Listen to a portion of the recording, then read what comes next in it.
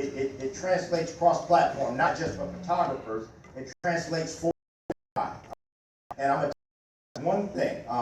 There's one thing that has translated and with me throughout my entire career, and we will talk about that. Maybe I should get my clicker because I like to walk. Can I walk a little bit? All right. And also, yeah. 5 minutes. Okay. Yeah. Somebody must know I'm long-winded. Rock that. All right, rock that, rock that, rock that. So we're going to talk about how to thrive, all right? So real quick, I'm going to tell you guys a little bit about me. I know you're sick and tired of hearing me talk, but let's go through this real quick. I'm husband to Shayna Lee. Years, that is my boo. All right, rock that. That right there is the hottest woman on the planet. I don't care what none of y'all say. That is my wife. That's my one and only. That's my thing. That's my homegirl. That's my best friend. She been with me when there wasn't no Sean Lee Studios, and there wasn't no Rock Dad. It wasn't none of that right there. It was like, okay, when you gonna get a real job, you know? That's that girl right there. That's my boo. All right, listen. All right, is that cool? Highly involved with community and youth. I love people, love kids. All right, founder and director of IC Detroit, which is my fine art community project that won the award. The international award. You guys may not know this, but I was a former radio show host of a show called Community Driven, right? Which is probably why I'm so shy, right? Cool. Diversity lead for the Professional Photographers of America, right? And I'm considering right now, I keep going back and forth, running for city council in the city of Detroit. All right? Right? Rock that. Run that money. Bring the pain. Bring the pain. Now listen, I always start with this. I love this right here. I don't care what you say. I'm a nerd. May 6th, Captain America Civil War is coming out. Yeah! Yeah! Baby, I don't care what you say. I am going to say, all right? And y'all see that Iron Man suit right there? I love the Avengers, all right? Y'all see that Iron Man suit right there? I love that. If anybody knows anybody at Marvel, okay? Any contacts at Marvel, you know anybody, tell them I need that Iron Man suit, but tell them I need it. I need that in a 2X, all right? You know what I mean? Tell them going to make that a little extra, put a little extra metal on that for me, all right? Rock that. All right, so listen, you all are funny. Listen, there is one thing that has gone with me throughout my career, all right? Things change in business, and in your camera bodies and lenses and things of that nature may change. Your business model change, clientele changes. The one thing that has stayed with me throughout my entire career has been something. When I started, people discounted me. You hear me? People will discount you, right? When you show up to a scene, wherever you go, it is just in folks' nature to discount you. The one thing that is extremely important is that I did not discount myself. I really don't care how you feel about me, but I love me. And as far as I'm concerned, and I want you to hear me real good, okay? I want you to hear me real good. I am the chocolatiest, gap tooth, belly having brother you will ever, sexiest brother you will ever see on the planet. Y'all hear me? You all may not feel that way about me. And that is one thing that has followed me throughout my career, my attitude towards business. It will cause you to transcend and to overcome absolutely anything, and it's cross-platform, and just somebody say more. Before we start this, I'm going to show you a little bit of my work, all right? I'm going to show you a little bit of my work, slideshow, and then I'm going to go into why I do what I do, and that's one thing that I wanted to give to you guys. You're going to hear some music, all right, with this slideshow. Now, when I had this music made, I didn't have a client on earth. Nobody knew who I was. Y'all hear me? Sean, no money, no clients, say nothing.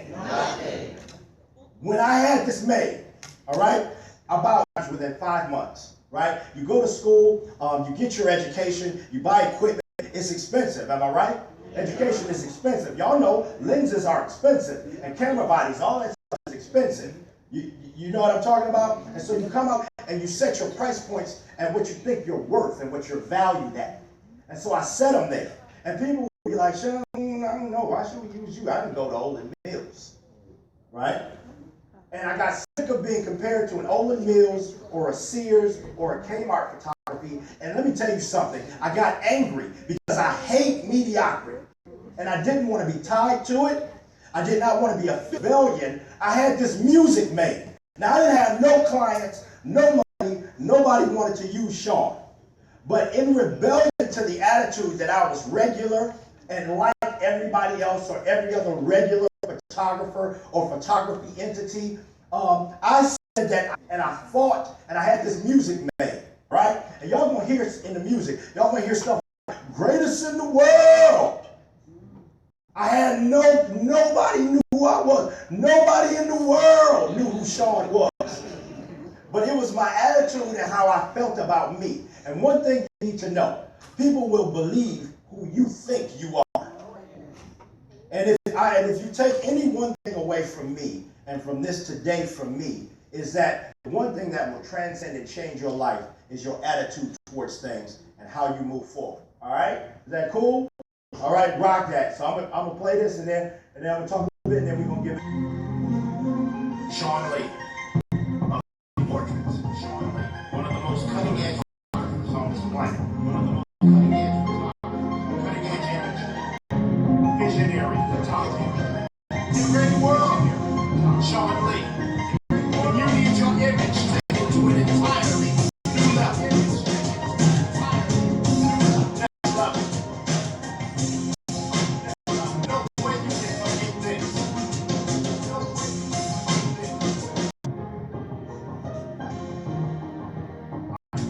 Next level. New image.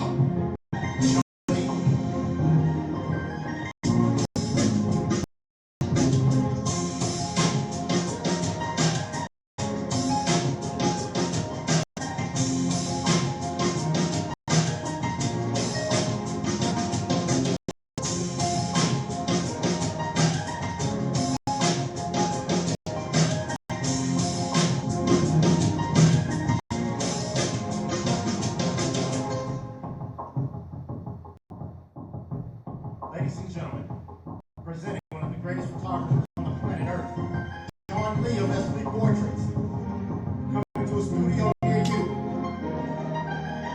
We'll take your image to a whole nother level.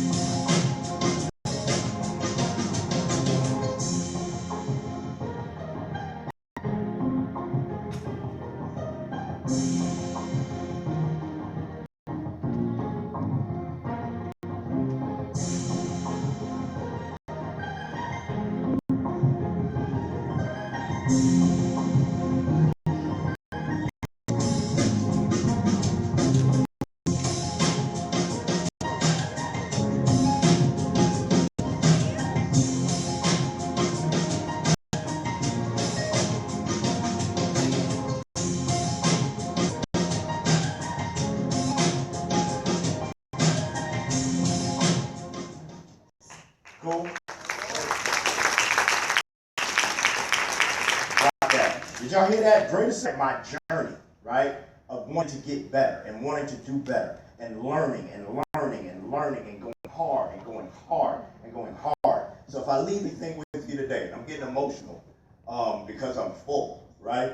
And that's what this whole thing is about, to create community, great at what you do, so that one day you can make a living community that you can support for yourself and of your own. Y'all, right?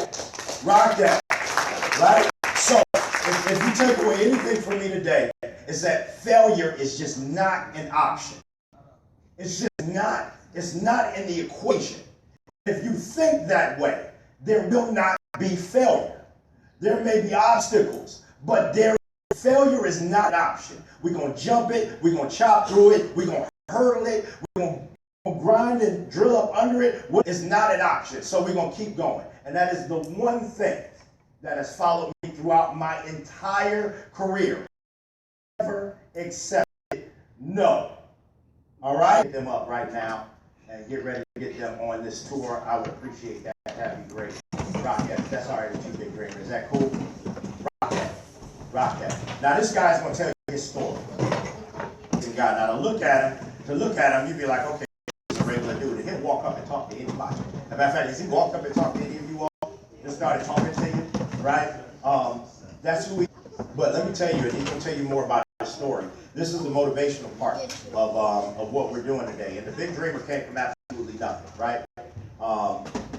Family ills and social ills and all of that stuff in his background and where he came from. But I'm going to tell you this, because I always say this is how I introduce him, because I just think that this is amazing. But this guy came from absolutely nothing and owns 265 Subway and Del Taco franchises nationwide. Right?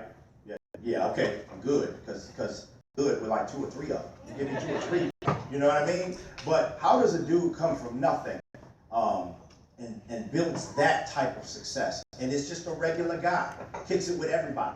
He drives a minivan, you know what I mean? Rock that money. I want you to give it up for the Big Dreamer. Put your hands together.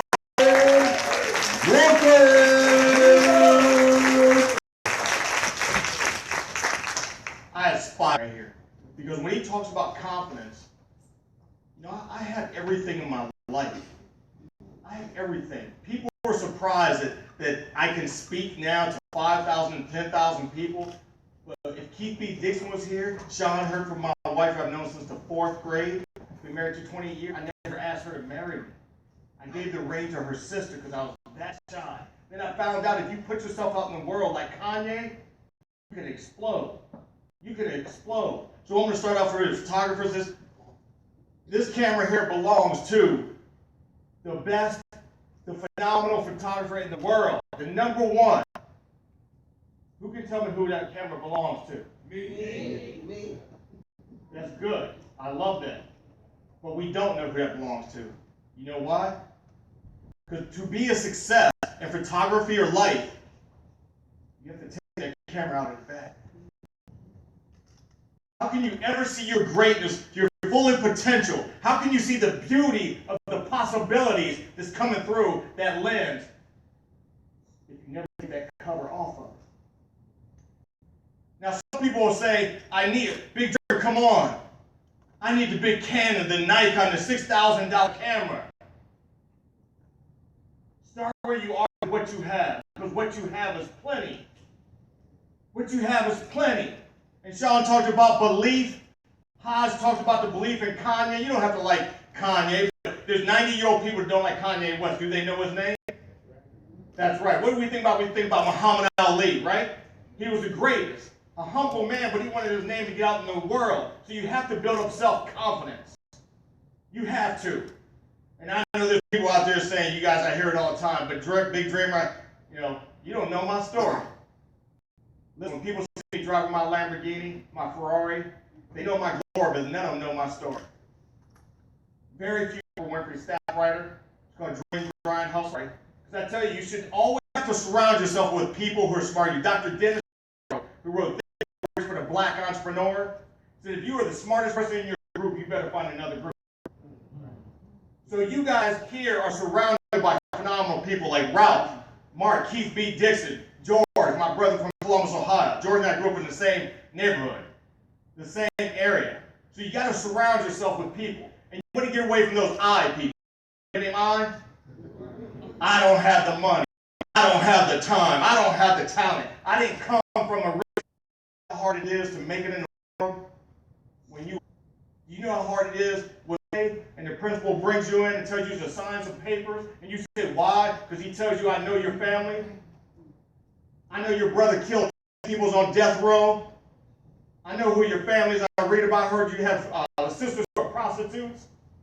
I have sisters right now, 60 years old, on the street. My baby sister had a baby at 11 years old. I raised that girl. She's now, I raised them. Their daddies in life. No one in the history of my family had 18 kids. My mother had 16. I had 14. No one ever passed the 9th grade. I was asked to drop out of my family did. Because I had a teacher named Miss Renee Rip, who my 28-year-old PhD daughter, his name. My wife and I went to an all-black school. We were the only white kids in the school. And when that lady, Mrs. Rose, Miss Rivers, when she led me down to the office, she told me to set my big white butt down. And I tell people, I never realized a small Christian woman could curse at that principle. But that's because she loved me. And she told me, young man, you better have self-belief in yourself. You are not your parents, you are not your brothers and sisters. You're a great walker. That's who you are. And she taught me about self-belief. She taught me that if I can be strong, if I can hold my head up, that I can achieve anything. So when I stood on that stage, I became the first person ever, with my daughter, to ever make it past the 9th grade. And the people kept saying I couldn't make it. Mrs. Renee Rivers said, surround yourself with more people. I got more people around me, great people. There's a man who came in my class one time in junior achievement 7th grade, Mrs. Rivers' class. A chip on my shoulder like some of the kids might. I think we all have that, right? About success, right? And I'm in the looking like, and he came up to me and said, young man, is there something I'm not getting to? So in our inner city school in Columbus, Ohio, we always had these people come in and talk. And I'm just not, I don't like how you rich white guys come in here and do things. And then my buddy Charlie, my since I know since 3 years old, he looked at me and said, you know you're white, don't you? That guy said, where do you think I went to school at? I said, I don't know, England, California. He said, what if I told you I'm 8th grade? I'm an orphan. Like me and my family, what are you doing here? He said, I'm talking to success. Success is a mind game, he said. He said, I worked for this guy who drove a white Cadillac around, wore a white suit, sold chicken. And I worked for him in Indiana. He said, hey, if you can go turn this one store around in Columbus, Ohio, there's 11 of them, I'll give you one. He came to Columbus, Ohio, built those stores up, and gave them all 11. That man started a small hamburger chain in Columbus, Ohio, Wendy's. That man was Dave. And he said, if you will give me a month, I might not come one of my directors about 6 months. So I had those two people. What do you mean you want to go to college? Painkillers. They said, you can't go to college? What do you mean you want to have a business, right? I said, with people who had business. You got lucky. The 20. I'm getting kind of lucky. Right? When I opened my 100, I had to talk with Omar here in Livonia in 2007. 270. I know people say, we're closed down. At least I had one, right? Yeah. But success is a mind thing. It is a mind that you have to tell yourself. This young lady right here. Candace, stand up. Look at Candace. I met her the other day. I asked her, what does she want to do? Because I always want to, when someone asks you, they shake your hand and say, what do you do? Tell them reframe the question. Say, why do you do what you do? Why? I want to ask her, why do you want to start a movement? Why do you want to help women? Why do you want to help minorities? Why do you want to help anybody? That's the question. Always find out. Surround yourself with people. She's smarter than me. That's why I talk to her, because I'm stealing. I steal a nugget from anybody. If this young man tells me something, I steal it, because success is a mind game. Someone asked me last week, what's Success 101? This is simple. You guys listening? This is some Ivy League education stuff right here. Success is this. If you do tomorrow what you did today, I guarantee you tomorrow you will get what you got today. In my graduating class, 455 people, right? 455. I graduated 454. The only dude who graduated below me was a handicapped guy. And people laugh, right? That guy owns 12 tire shops across the country. So there's people much smarter than me, but I outworked them, right? I outworked a PhD. She said, Dad, I'm not going to graduate like the other kids. There's kids that are going to be top. Some come mood or whatever it's called. I said, that's okay, just graduate. Because your work ethic, your belief system will get you to where you want to go. And when I talk about success, I'm not talking about money. Because money has nothing to do with success. There's people that's putting needles in their arms, blowing their heads off. Robin Williams hung himself. They had everything, right? We thought they had everything. But what we don't see, we know their glory, but we don't see their glory inside. So that's what I'm trying to tell you guys. If you want to be successful in anything in your life, all you have to do, my book's coming out in May. I normally wear a shirt that says Dream, Grind, Hustle, but today I wore my tuxedo a little bit. And that's because I really believe all you got to do have a dream. You got to have a vision. And then you got to have the daily grind with most people. You guys are all millionaires, right? You don't have to work hard, right? That's the grind. That's the hustle that you have to have. And I'm telling you, everyone in here from him to Candace, you should be doing much greater. I can teach everyone in here how to become a millionaire within the next 3 to 5 years. It's simple. That's simple. That's simplicity. Simplicity. If you can't make it's not that you're less smart than anyone else. There's a process with success. Anything you do, there's a process. And it's easy. Success is easy. All you got to do is take the cap out of the bag. Take the lens cap off. It's the process that takes time. It's the process. I talked to Chris here, she's a photographer. She tells me how hard it is. I said, that's true entrepreneurship. Don't ever think it's going to be easy. It's not. You're going to cry. People say, big dreamer, I want to get in business. What's it like? This is what it's like. You're going to get it. You're going to find yourself crying. You're going to wish you had that 9 to 5. That's true entrepreneurship. Right there. Now, I know some guys think, big dreamer, you say it's all about money, but you're talking about money. Money can't buy you happiness. My little niece says, Uncle, they just don't know where to shop, right? They don't know where to shop. And I tell people this, my wife and I, when we first started, when we couldn't buy baby diapers for our babies now 28 years old, when we cried in our $400 Chevy Chevette, right? I'm telling you, it's much more comfortable to cry in a Bentley. So money, you need money. And people always try to say, I'm a Christian. I believe that the Bible says money's root of all evil. It's the love of money. And I love money. I'm a Christian. I love money. I love me the heck out of some money. Because you know what? Money forced me to send 20 people a year to college. Money helps me and my wife feed 200 families a month in Central Ohio. Our goal is $10,000 money. Talk to someone who got prostate cancer, was paying $6,000 a month. Now they're paying $5,000 a month. And tell them you don't love money. Enjoy to love money. Love money to love to help people. Love to help humankind. Money's not a bad thing. Money is a tool that makes you who you already are. If you're an evil person, money will just multiply that. If you are a giving person, you will give tons of money away. So don't just think that money is evil. Person, all it does is amplify what it is. And anything you want to do in your life, all you got to do is 10 exit. Everyone say 10 exit. First door to door. No, don't stop at 8 o'clock. Go to 9:30. If you're taking 300 a day, taking a picture of someone, take how much? 6,000. Keith Dixon just told about how he took 2,000 shots to get what? Maybe 1 or 2 pictures? See, that's what you have to 10x it. You have to take it to the next level. How did they get there? Success is all you have in the restaurant business? You look at me. If I want to become a photographer, I go to Ralph. I go to Mark, go to Keith Dixon, George, my brother from Columbus. Success is not hard. It's not, but you got to want it. You got to eat, sleep, and drink it every day. You got to wake up and call your little kid, your boy, girl. I'm sorry. People ask me all the time, what motivates me is when we were taking that tour looking at graffiti. Now I saw someone living underneath the mental health, right? Being broke is a great motivator. Being broke is a great motivator. Bridge, go ask them. Is your self-esteem up? No, being broke. Someone asked me one time, it seems like you're so much into wealth. I said, no, I'm just not into poverty anymore. I'm not. But anything you want, how many people in here has a dream that is unfulfilled right now?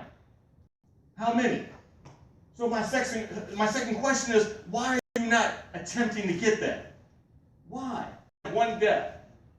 When you drive by a cemetery next time, stop by there sometime.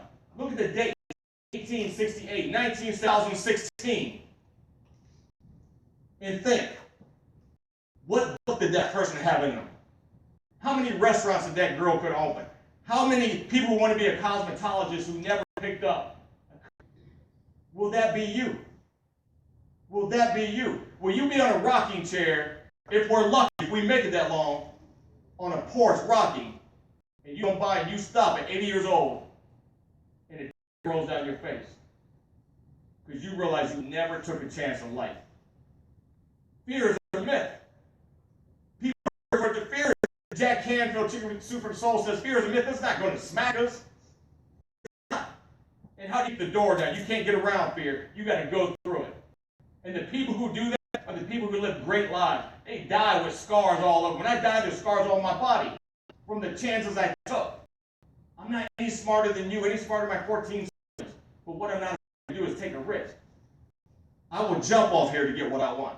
I will leap and throw my wings down on the way to get what I want. Because I have that tunnel vision of what I want. No one's going to knock me off of that. No one's going to come around and be my dream coach. Because listen, when you come up to my driveway is 300 feet long, 30 feet wide. It will sniff you out if you are average. If you are average, it will sniff you out and tell you to turn around and go the other way. You do not want to hang around people who are average. If you get 9 broke people and you hang around, what do you become? So remember I told you before? Look at your surroundings, who you're around. Listen to those people who are going to deny you your dreams. And why are we living? There's 7 people in this world. Don't listen to the world. Don't you can't do it. I'm telling you, I'm living proof. I'm that you can have anything you want. You can have, you can love, you can do whatever you want. But it all starts right here. I'll tell everyone to read the book Think and Grow Rich by Napoleon Hill. It's not about money. What it teaches you is the mindset. It teaches you the mindset. Everyone in here said look at himself as a million. Making $1 million? Because you should never look to make $1 million. You should never want to make, I want to donate $1 million. I want to just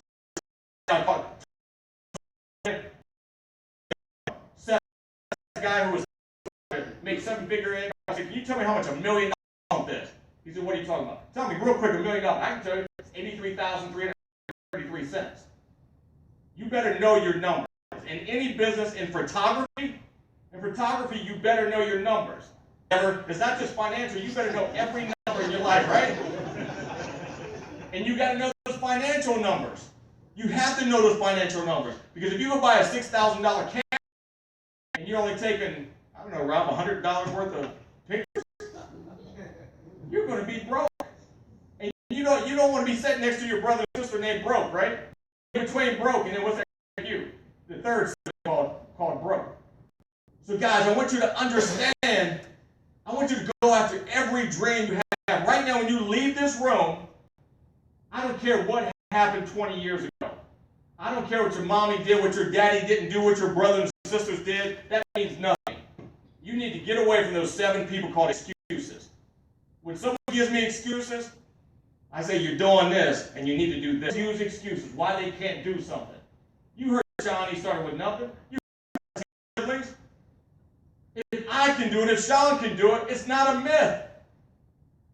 Most of you in here will never have a brother on death row for killing 10 people. Most of you never have a parent who killed another parent, have a sister have a baby 11 years old, have sisters on the street, you became the only one to make it past the 9th grade, right? Am I right?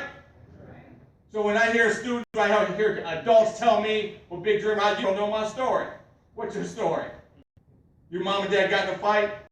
Listen, that's George where we come from in Columbus, Ohio. I talked to a young man one time, he told me that he lived in the hood.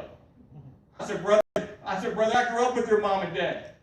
Siblings, your dad's 1-car garage is the same size as my house I grew up with, 14 siblings.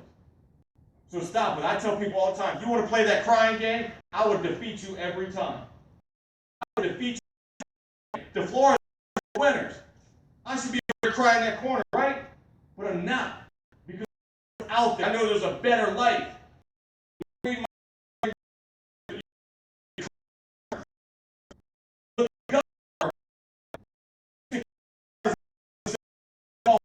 I have to say,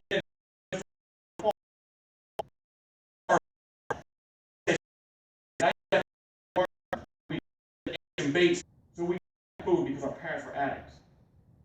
My dad had never known that before. I don't want you guys to ever know that. And how do you do that? You figure out what you want to do. That's all you have to do. There's greatness within you. What someone who told me I could speak to, I spoke to 2 years ago. There's a guy, someone said, how do you know so much about Les Brown? I said, listen, when you were the only white kid in the neighborhood, you and your wife, and there's only one black radio station named WBKO, and there's a guy named Les Brown, the man about town, you tend to know who he is. And his mentor, Mike Williams, is my mentor. He told Les Brown he could speak to charge $1,000 an hour. If you go to my website, you'll see Mr. Mike Williams and me. And he's telling me to charge $15, $25. I'm going to London, England, Zambia, Africa. I'm speaking in Vegas 3 times this year, New York City, Tampa School System, Jamaica, Cleveland, Ohio. I'm telling you, it started with me, my mind, and my teacher. Little Rosa, Miss Renee Rivers. I'm telling you, surround yourself with people. So every day, look in the mirror. Don't be afraid. It's not cocky when you look in the mirror and you say, I love this man. You heard Sean, what he said? How's my right in the mirror say, I'm somebody. I'm somebody. I'm somebody. Say that I'm somebody. I'm somebody. And listen, what my teacher, Miss she out that office that day, that principal asked me to drop out in the 9th grade because my 12 brother and sister. He said it was impossible. Miss Rivers, he said it was impossible. You know what she said to me? She said, Gregory, listen, take that word when someone tells you it's impossible. Take that I and M, tell you now. Possible. Don't say I'm possible. Say it one more time. Almost Ohio. This is the place how Detroit goes to America. It invented line here. Say it one more time. And believe it with your heart. Look in that Monday, right? I hate when people say, oh, that was Monday. I got to get up. You're going to have to get up anyways. Make it your birthday. Why not? Remember you got up at Christmas and you might get something, like I got a used bike with like a bent tire or something, but I was still happy, right? Why do people get up and hate Mondays? You know why? Because they suck on a lollipop called mediocre. And I tell people all the time, Chris hears me say, if you suck on mediocre, you will always suck. Right? Mediocre people are always at their best. I heard Les Brown tell the story one time where he says a guy walking down the street and he hears a dog up on the porch just moaning. And he asks the guy, sir, what's wrong with your dog? And he says, he's sleeping on it. And the guy walking by says, well, why don't he get up? And he says, doesn't hurt him bad enough. How many people know someone who should be here right now? I bet most I don't have time.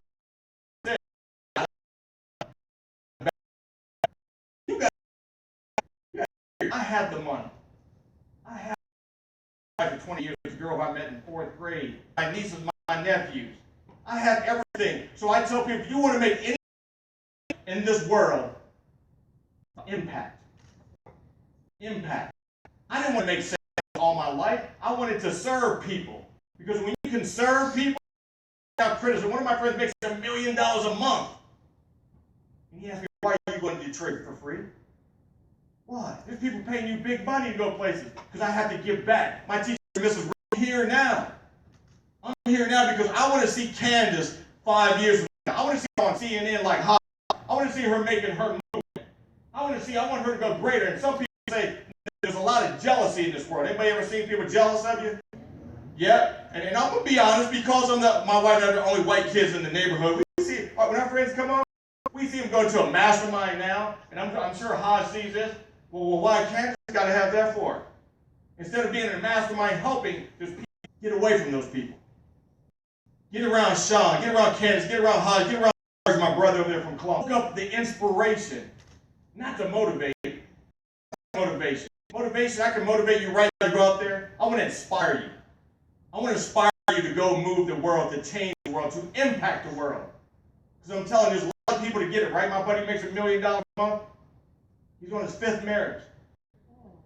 He's being audited by 6 different, you know why? Because he had the smarts, top of the success, but he's going on the way.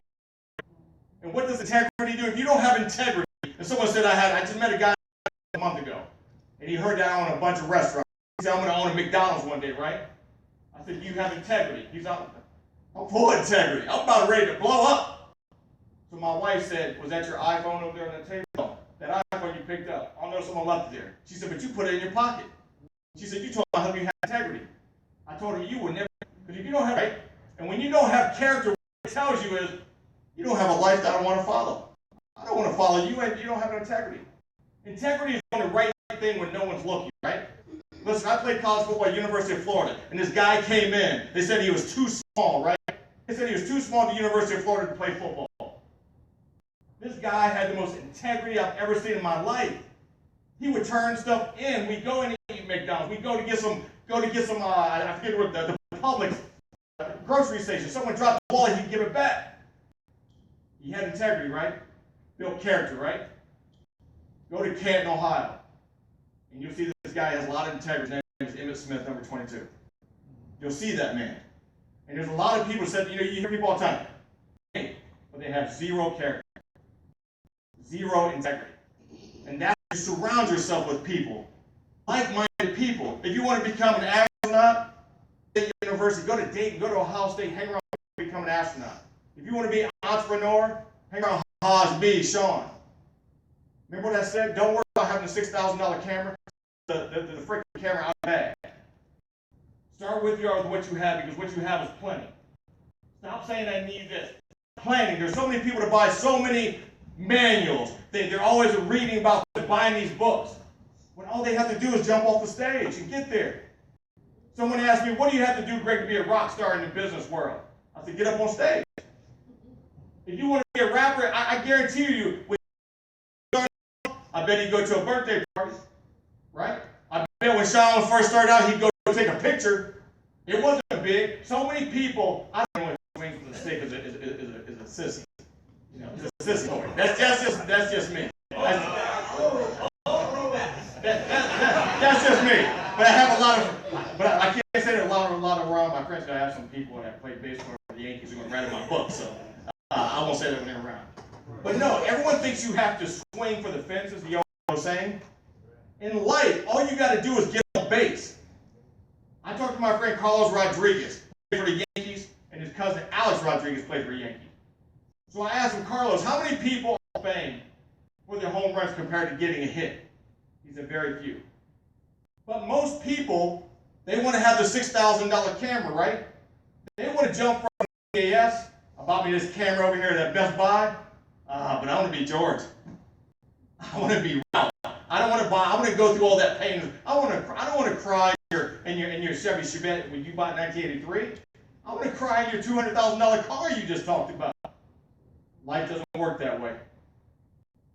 Life doesn't work that way. You cannot take shortcuts. People who take shortcuts, you read about them. You read about them. They get to the top, and now they're crying on the way down. And I tell people all the time, my book's called Dream, Grind, Hustle. Because if you do those three things, remember, I graduated 454th out of 455. There ain't people doing what I'm doing. There ain't people living debt-free right now. So don't look at someone and think they have everything that I need. Don't look at someone and think they're much smarter than you, because remember what I said, you have enough.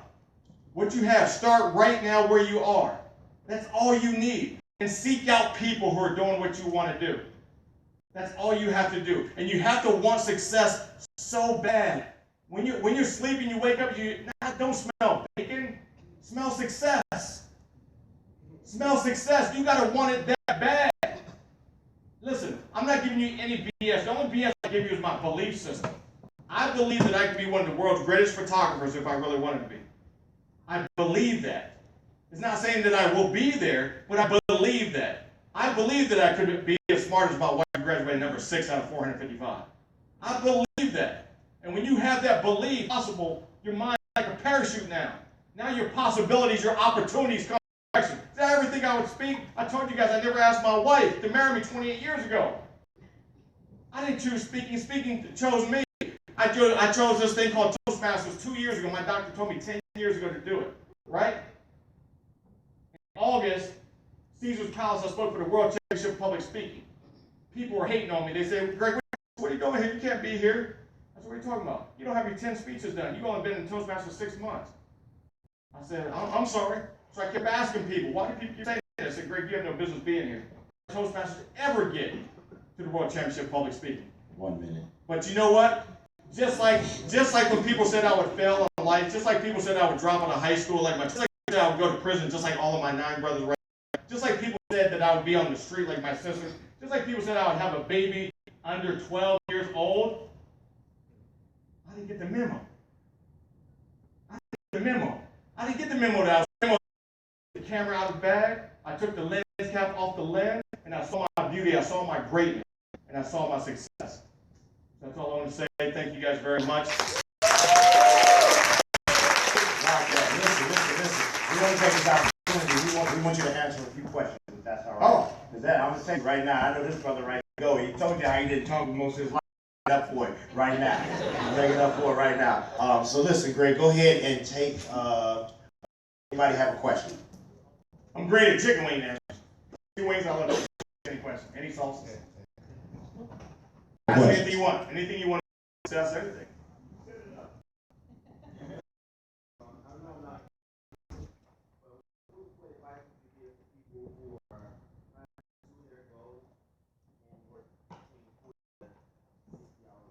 Hold on, ask that question again. That's called an entrepreneur? Hold on, ask it again. In the mic, please.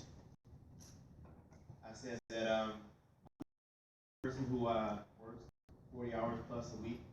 So what do you give? What type of advice you give for an individual who is career but is working 40 to 60 hours a week?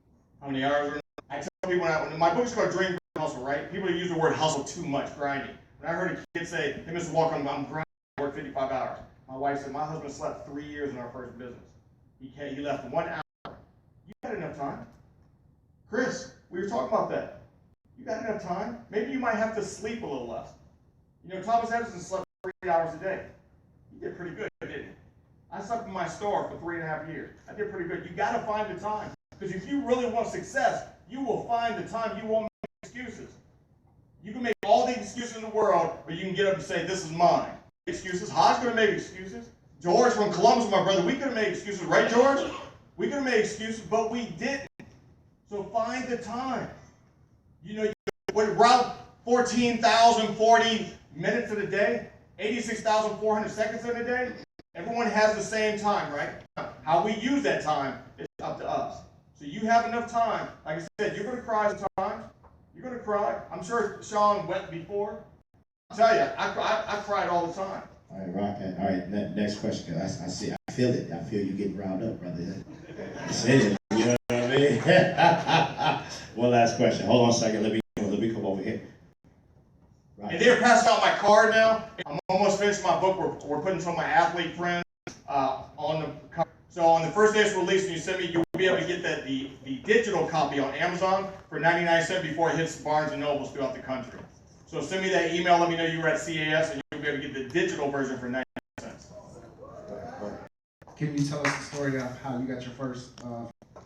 Yes, and this was. Can you keep that a short story? Thank you. I love it. Listen, I talk about integrity, right? I talked to this guy, left school because my wife got here to work. You talk about time. I worked for him for 8 months. 7 days, I didn't take a day. He says, "Young man, we got to part companies." I said, "What are you talking about?" He said, "I know you want to be a manager, district manager. I cannot have you become a district manager or manager." He was firing me because he said, "I need you to take the next step to become an owner." He saw my integrity, he saw my character, he saw how I was working every day. He said, "If you can work like that for your own self, you'll have greatness. You'll have success." So if I didn't have that integrity, I said, "I don't have any money. How much do you have?" He said, "We had $1,800. He said, "Give me half of that, I'll finance you." Finance me? No. So there's time. There's time. Tell yourself there's time. How bad do you want it? I bet when you asked a girl, you would have done anything. You would have rode a tricycle down the road with a broken wheel on one wheel like this, balancing yourself, right? Find the time. Find the time with the excuses. Just go out and do it. Like Nike said, just do it. Whatever you want, just go get it. I want you guys to leave here understanding that you can hold your head up. You can be as confident as Sean or Hodge and walk there and say, "You know, the world is mine." Think about what we have. We have that iPhone right there. Think about what people in the 1930s, 40s, 50s, 60s, 70s, and 80s, what they could have done with digital marketing. Be you. Phil Knight ain't giving you nothing. Phil Knight ain't giving you. Well, why are you wearing this stuff around? I wear stuff around, but I make my Big Dreamer apparel. Right? Be your own brand. Walk like Kanye. You don't have to like Kanye like Hodge from me. You can learn a lot from me. So step into your dreams. Step into your greatness. Leave here today and ask myself, what do I want to do? Write your goals down. Because any successful person writes their goals down. That's it. I'm out of here. Elvis is gone. I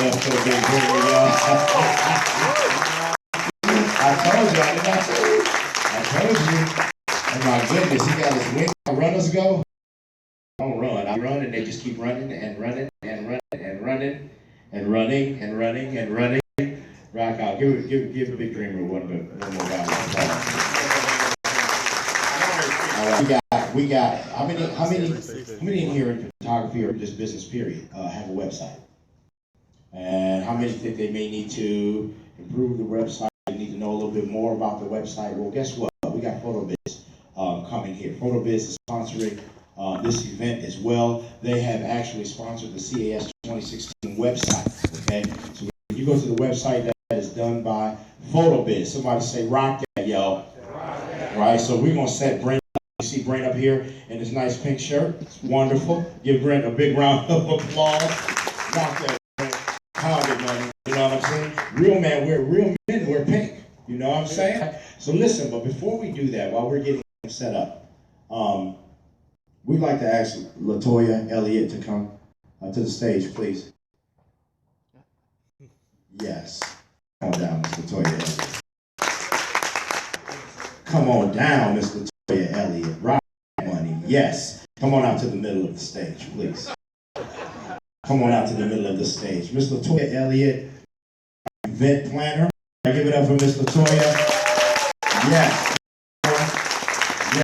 We've been working really hard. And she's been mad at me sometimes, but that's okay, all right? One thing I want you all to know, LaToya Elliott is having a birthday tomorrow. Yes. Yes. So on the count of 3, we're going to sing happy birthday. 1, 2, 3. Happy birthday to you. Birthday to you. Let your husband come on out here and serenade you. Come on here. Dear LaToya, happy birthday to you. And many more. Rock that. You did good, boy. You did good. It's much money. Rock that. Rock that money. That's what I'm talking about. Pain, yo. Bring the pain. I'm sorry. I'm tired, you guys. Forgive me. Forgive me. So listen. PhotoBiz is getting ready to come to the stage. In a second. And you know what? We didn't even hook his computer up. So I'm just talking while I do. All right. PhotoBiz, how many people have been to my website? One person. We got one person out there. It's like, yeah, Sean, I've seen it. Okay, no, you have to do Thunderbolt. Here we go.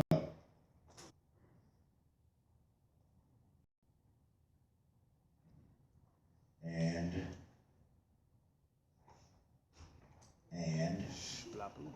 yeah, is that it? And then do I go play? That's the button. Is that what you need? Okay, and then hold on. Let's get you all hooked up right. And then we're gonna do this again. All right. Check this out. We don't want that. Is that it? Yeah. Rock that. Good. So PhotoBiz is in North Carolina, right? Very cool, and they support us, which is really cool. They actually donated the site for CAS, which actually really I love PhotoBiz. The customer service is unbelievable. So now he's not going to say this. I'm here to actually talk about what a photographer needs to consider in having a website, right? We are visual people. We provide visual imagery for people, right? It is important that our visual brand be strong. Does that make sense? Right? So when I started, remember, Sean had no what? No money. And no money. So I've been with PhotoBiz since I started. Okay? And the beauty in PhotoBiz is that the customer service is unbelievable. And it is a template-based system, which is like 98, 99% customizable. So you can make your site look like nobody else's, and it has an unbelievable administrative back end that you yourself can adjust. How many have gotten a website done by somebody, and then a year and a half, 2 years later, you can't find them, can't get in touch with them to change nothing, you don't own your .com, you don't know what the heck is going on, and you have to start from scratch again? Has anybody ever done that? Okay, nobody's ever done it, right? And the beauty in that is that you pay a one-time setup, it'd be like $15, $20, $25 per month. That's manageable, right? For an unbelievable website. You can go in, and as your style changes, as your imagery changes, as your information changes, you can go in yourself, log in and change out stuff. And it's template based. They got hundreds of templates that you can choose from. Go in and customize. So how many like my website? Right? I mean, I think my site is the hottest site on. Don't look like that's a site, right? That has been customized. That's it. Y'all. So listen, I'm gonna talk about photo business. I'm gonna talk about what you, right? Your product sales.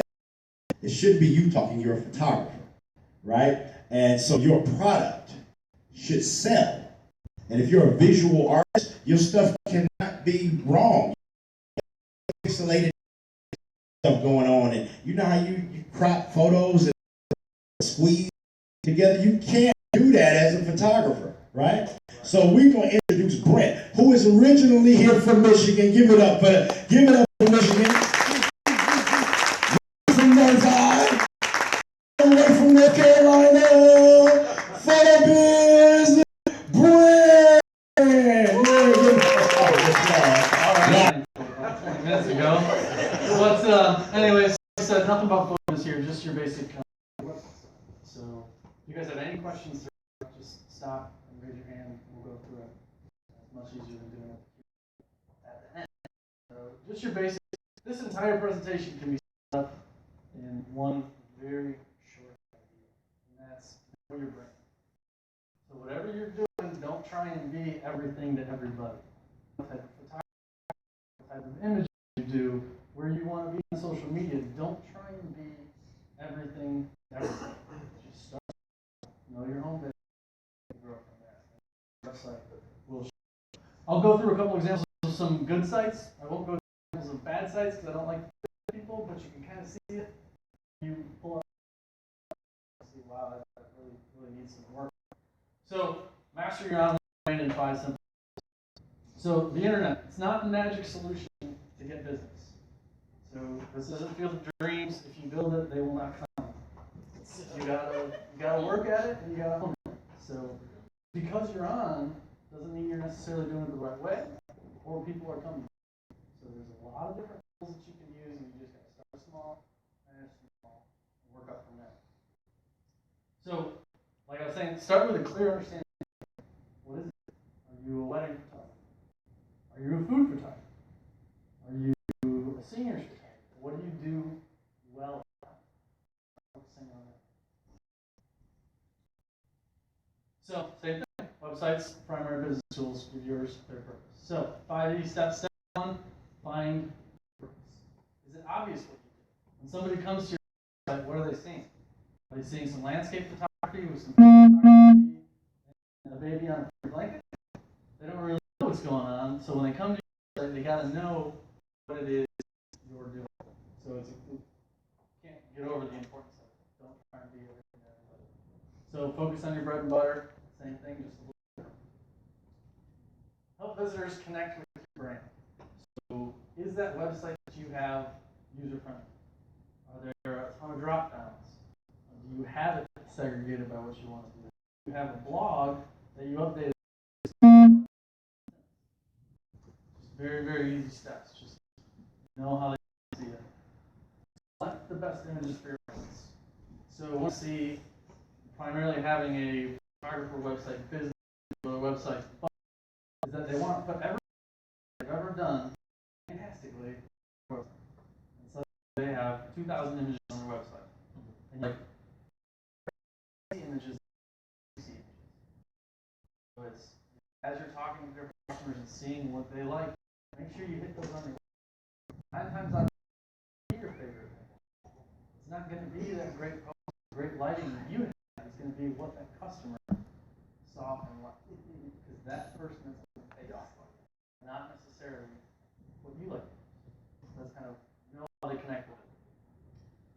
Speak to your target more than me is if you want to do a bunch of different types of photography, you're early, you don't have enough business for one. Run it. How do I segregate?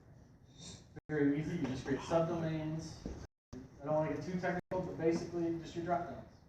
So if you got your main page saying, hey, I'm this type of photographer, I'm in this location, here's some of my right, you create your drop downs. You make your drop downs one type of photography. So you say, here's my gallery, here's newborns, here's infants, here's wedding, here's seniors. You kind of segregate that. Or create entire different websites. So I'll show an example of a guy who does it really well. What he does is he has just one big homepage and he lets them click from the homepage into a different website. So he doesn't have one website that says these are all the different types of photography, each type of photography. And you can kind of build on that. So if you're starting out small, just start down a couple different drop downs. Start like that. And then as you grow your business, as you got one, hey, you went really well. My name is doing fantastic out there with newborns. I might be in the hospital here to take all the baby pictures. So, can I create a new domain name? Do I want to go with my name? I want my original brand to go with the newborns. Or do I want to start a different one that says, hey, these are my newborns, this is that type of business, and then do my other type. So it's just stuff you got to think about kind of as you grow. These are website, just keep it simple. And you'll see that for some of the different examples. There's kind of generally a 3-click rule on a website. It's not really out there, but it's 3 clicks.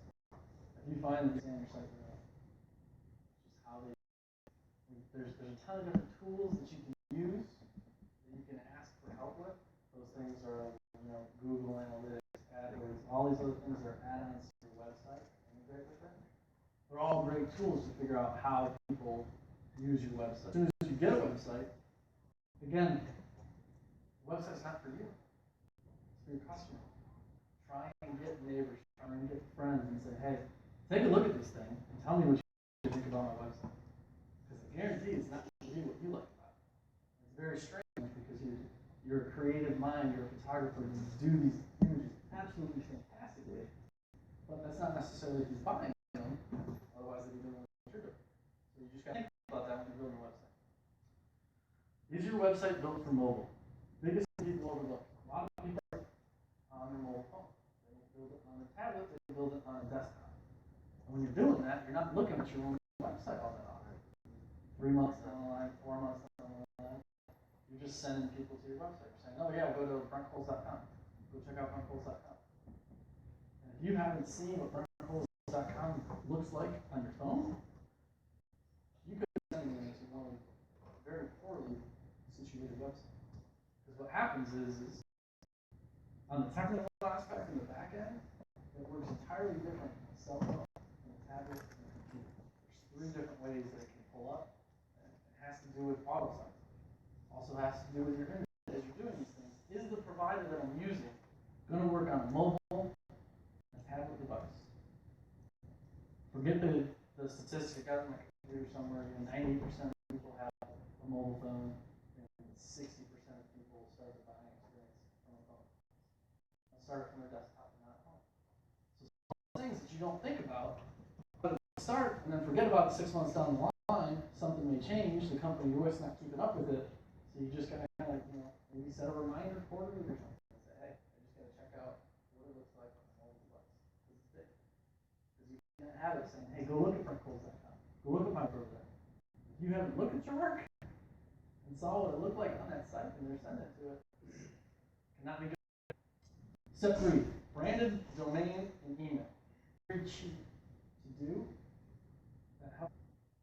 If you're sending email to a customer that's going to pay you what you decide they're going to be, and it's at gmail.com, might not be the best. You want to and your email. So I think it's $4 a month or something. It's $5 a month for others to get your branded email. It's basically just your domain name at your domain name. At brentcoles.com. So if someone's sending you an email or receiving an email from Brent at brentcoles.com, it's much different than saying, hey, send me an email from Brent at gmail.com. It's a different buying experience. Same thing with the domain. Does your domain name, how is it spelled? Can I type it out? I got a guy that's character domain. His customers can never type it out. He's had to since buy 12 more domains. They are the misspellings of his original domain. Because you got to think of like your customer.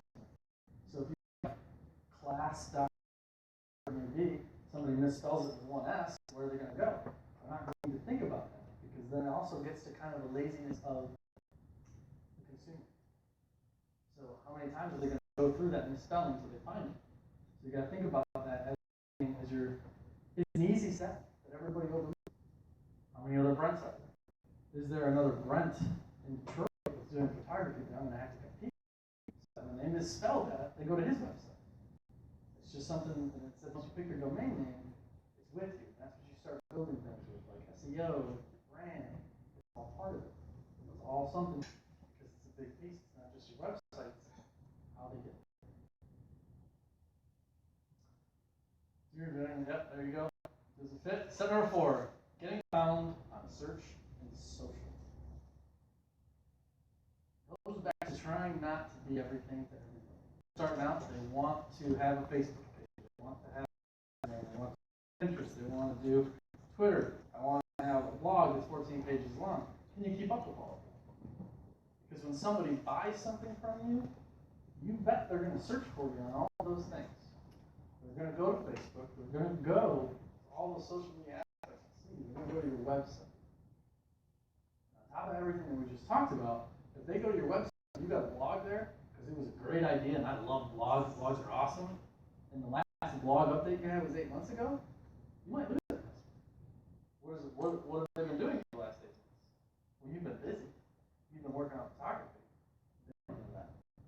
So it's something you gotta take small bites. So if you think you can blog once a week, once every 4 days, do it. Be great at it. It's fantastic way to get it going. A lot of people try and bite all of that off at once. You have to take a step back and say, is this doing what I need it to do? And then on your website, you got to make sure that you can link to those things too. You got to make sure that you're linking to your Facebook page. You got to make sure that you're to your LinkedIn account that you have one. So the other Facebook page, I don't need that. Very hard to want to hear that, because a lot of folks are using www dot to look at all your information. How do your images come across on Facebook? Do you get monster images on Facebook? Can you buy off Facebook? Do you have to get an email through them? And oh, by the way, you got to monitor your Facebook page to see who's posting to them, so that there's nothing untoward. And do you want those reviews that maybe some unhappy customer has all part of it? So it's you know, if you're going to do everything, just kind of start small. Obviously, Facebook is a good thing, and you want to do it. You got to make sure that you're ready for that medium when you use it. Cast a wider net, pretty much the same thing. As you get on bandwidth, pick up those social media, holes in your website, and that you can get on scheduling different aspects of your site, you get it done pretty quickly. So step 5, keep visitors hooked. So let's say you did a wedding for somebody a year ago, and they refer a friend over to you. You have the exact same images you had a year ago because they worked. Well, this year it might be cool to be having a Tyrannosaurus Rex Photoshop. Whatever. It's just kind of one of those things that you got to make sure that you're looking at what you're doing to make sure it's up to date. Because what was good 4 months ago may not be good now. You just got to keep that. So are you using consistent colors and design elements? This kind of gets down to a creative thing. Don't go all over the place with your website. Is your content fresh and unique? Pretty much what you're doing. Does your online, offline marketing match? So let's say I have an example. Let's say your personality is one set. When you're there, you're very focused on shoot, you're doing certain things. But your website and your social media portrays you as extremely outgoing, loud, in another way. It's cool, it's fresh, it's upbeat, and all these things. But is that the way you are in person? Are they actually getting what they're buying? So one thing to portray a certain way, another to be the same way as you portray. It's all part of the plan. Reality. The internet is a valuable tool. Start with a plan and grow with strategy. So all of those things you need to think about before you start your website. Is that domain name something that somebody can spell easily? Does it match You're going to be able to vlog. All these things you just got to kind of think of and say, okay, which method of photography am I going to try and do? What do I want to be good at? Where do I want to focus? If you want to focus on a lot of different areas, that's okay. Just make sure that your website is easy to read for those people. Because if a newborn, if a mother of the newborn wants to hire you, a newborn photographer, and the first thing she sees is seniors, we're going to go to the next one. You just got to keep that in mind. So, different drop downs and everything, you can send people to those different drop downs. You don't have to send them to your homepage. You can send them to that gallery page. I think it's a little more technical, but it's as easy as copying and pasting the URL from that specific page, sending it instead of sending it to your page. So that's kind of it in a nutshell. Just kind of condensed it a little bit because I have to keep up Greg's energy. What questions do you guys have? There's got to be a ton because get technical if you need to. Yeah. So mine is kind of technical. Yeah. So can you articulate the difference between a website that's optimized for mobile site and the advantage that people? So you're saying specifically? Can you articulate the differences between a website that's optimized for mobile and also a mobile site? The advantages. You should never have. You should always just have a website that's optimized for mobile. Because if you keep two different versions live, it's hard enough to keep one live over 12 months, responsive and everything that you need, and for you to have that's a nightmare. You might be able to get it to look a little bit better, but at this point now, something that's optimized is almost as good as mobile only. The problem with that we're starting to see technology over here is getting good enough to optimize. Is that your question? Go ahead. Right. I'm currently using photo filter. Yes. So, from a standpoint, different sort of themes, or should I say, are not as extensive. What could be a good selling point for photo biz? What was the last part? And the selling point for photo biz. Photo biz. Selling point. Selling point for photo biz. Got it. Selling point is exactly what Sean said on the intro. Sean's start was at the very beginning. Sean's site now is a template-based website. You can do everything you need to do with our templates. The reason those templates are different, I didn't want to sell photo biz too much, is basically everything's in-house. All of our developers, everything is in Greensboro, North Carolina. We have 50 employees. It's not outsourced. We don't use WordPress. We don't have these security issues. If we need to develop something new, we develop it right next door.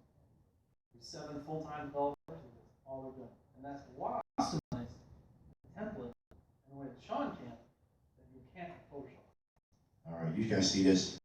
This is the 12th Street template. Money.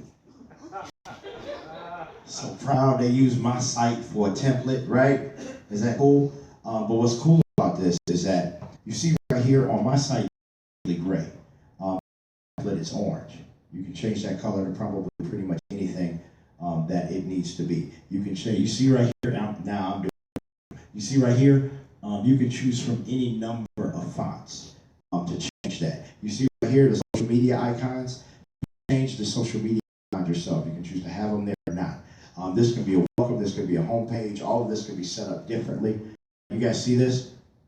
The way these buttons are set up could be. These could be, and you see where the my mouse is. These could be 4 buttons across the top right here. These could be squares. They could be rectangles, right? So you have options. These could be black and white photos. This could be straight colors, right? So you have all of these options in place. Guys, is that even a word? Is that a word? Did I go there wrong? Did I? Jesse Jackson, you know what I mean? I just went Jesse Jackson on y'all. Made up a word. It'll be in the dictionary next month. Quit playing, right? So I'm going to open up a, is this from my site? So here's my actual site right here, right? And so you the logo was over here somewhere, and you see how my social media icons are set up, and you kind of see how my stuff is set up right here, right? Pretty cool. And this is an actual video that you can now embed inside templated sites. They have sites that don't have video, where it can just be imagery, and they literally have hundreds of sites, all custom made to look like your own, and it is absolutely amazing. All right, you can take another. I'm sorry, I just did that commercial. You can interrupt like that all you want. Say you already got a website and you purchased a domain name, but you want to switch over to photo video. You have your website, you have your domain name. Hold on, say that again. Say you already got your website, you got your domain name, and you want to switch over to photo biz. How hard would it be to switch all your everything over? Okay, so one of the things is when you're about your brand, people want to spell what you're telling them when they go to see. So extremely important piece, and you want to own that, or you want to have somebody make it for you. But it's got to be in your name. You can take that domain name wherever you want to go. It's extremely easy. So if you want to use one company, you own. You can take that and go to whatever provider you want. It's as easy as switching the name server. It just tells you. So if you come over, if you build something on PhotoBiz, and you have your old website, you don't want to release the PhotoBiz yet, you can build your PhotoBiz site over here. But your domain name is pointed over here to this guy.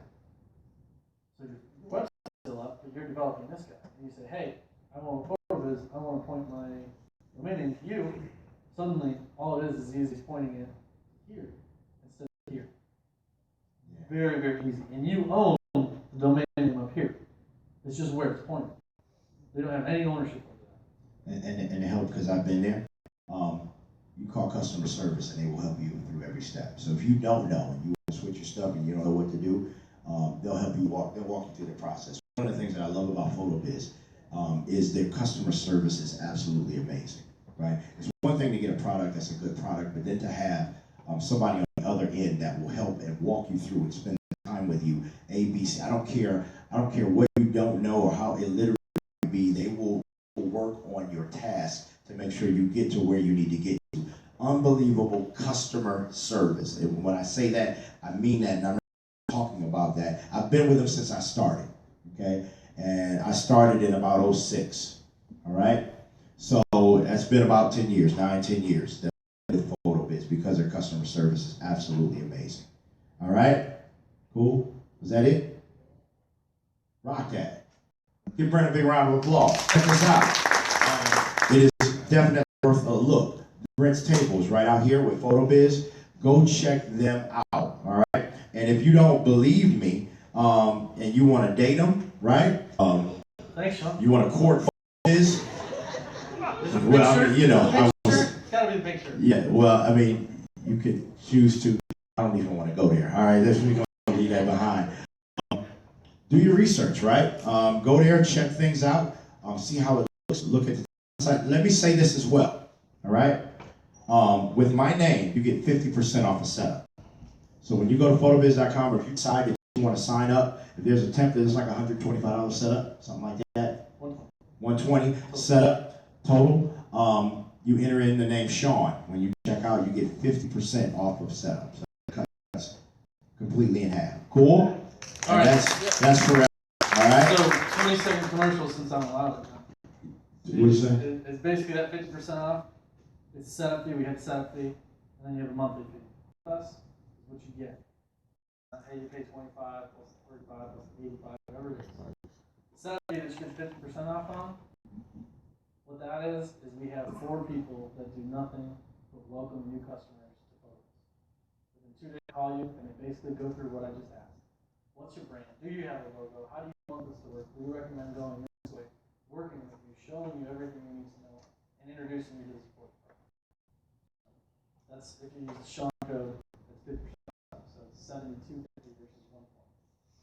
Rock that. All right, rock that. Round of applause. Thank you, Brent. Rock, man. Yeah. When are you back in Detroit? Back in Detroit. Hang out. You got family here, right? Yeah, I do. Thanksgiving? Really close. Is mom cooking turkey or something? Am I invited? Well, you know, it's a different kind of turkey. You like wild turkey? What'd you say? Wild turkey. Wild turkey? What's the difference? Took me a minute. Rock that. All right, very cool.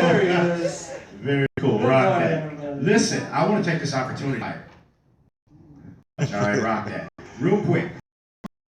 PPA's been here. PPA supported this. How many went to the PPA reception on Saturday? Right? Wasn't it amazing? Lord Craft did a great job. We got Ralph from McGarrett here who did absolutely an amazing job. Did you all see when he was up here with the lights?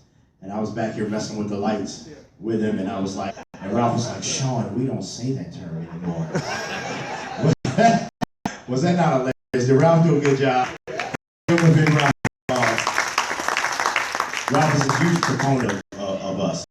And you know what? Real quick, did you say something Saturday, Ralph? I mean, I know you spoke. I know you spoke Saturday, but did you? Come on up here, Ralph, please, real quick. I want to take this liberty, right? Ralph from McGarrett is a past president of the PPA. In Louisiana, Ralph is known as Big Daddy, all right? This dude is, how many years? 47? 47 years, Ralph is. Any award that can be won, any merit that you can get, that we are here today. They would give, me, Keith, and George the credit for putting this on. Right. Ralph from McGarrett wanted to see diversity thrive within the PPA. And the reason that we're here today is because of this man. Thank you. Absolutely. And so I'd like to take this opportunity for him to have a few words. Is that all right? And please, and just address us from your heart, if that's okay. I'm Mike. Okay, Mike all right, me up. All right, here we go. One of the things about Sean is you never know what's next going on. And I had no idea he was going to say, Ralph, come up here and say a few words. I am so thankful, so blessed that I had people like me and George and all those who put their heart behind it and made this happen. It was my vision to see it happen. I'm like the big dreamer. I'm from, I remember a $65 a month rent note that my mother had in what we call shotgun houses in New Orleans. I remember an 8th grade teacher that said, good, better, best, never let it rest till the good's done. I know there is nothing out there, whether it's little guys on horses on the shirt or penny loafers, or if I want something, I'm going to get it. If you want something, if you want this great prophetic artistry, this great love of people photography, you can do it. And again, I'm just so thankful that 47 years ago, or really 50 years ago, when I joined Uncle Sam, BS, and that wasn't belief system, my way into photo school, that I would be here today. And a lot of it, 99.9%, was the relationship, was the community of, of the front of the country and around the world. There is so much love. If you want something, just ask. Lady said, well, I'm working on my certification. Well, come on, send it to me. We need to work on those things. We know what we're talking about. We want to work on our math degree and our craftsman's degree. And PPA is that avenue. PPA don't need your money for dues. They're doing well financially. It wasn't always, but we have a great staff. They've taken us from almost bankruptcy to having a very large sum in the bank. We don't need your dues, we need your community. We want you to join us, we want you to share with us. So again, just real quickly, Sean, thank you, and don't ask me to talk again. Let me tell you something. It's too late now. You know what I mean? Give the round of applause for Light Skin, aka Ralph Hogan. That round. Oh, baby, bring the bang. We come to Louisiana, I'm telling you. We eating too, Light Skin. You know what I mean? I know the place. I'm another son. I know where Mama cooks. It means a great deal for us to have the support from that level, right? You know what I mean? It means something, and I want you all to know that there is support for us on many different levels, many levels that you all haven't even considered, right? And there are people that want to see community be successful. Does that make sense? So that's what we're forming here. And along with that line, you know, we're talking professional standards, right? To new photographers and maybe not so new, and maybe you're looking to take stuff to the next level. And so one of the things about professional standards is certification in PPA. And so they've sent Julia Boyd, which is the head of certification, here. And I want to just have her come up if we can and talk about that a little bit, all right? Anybody want to get certified in the PPA?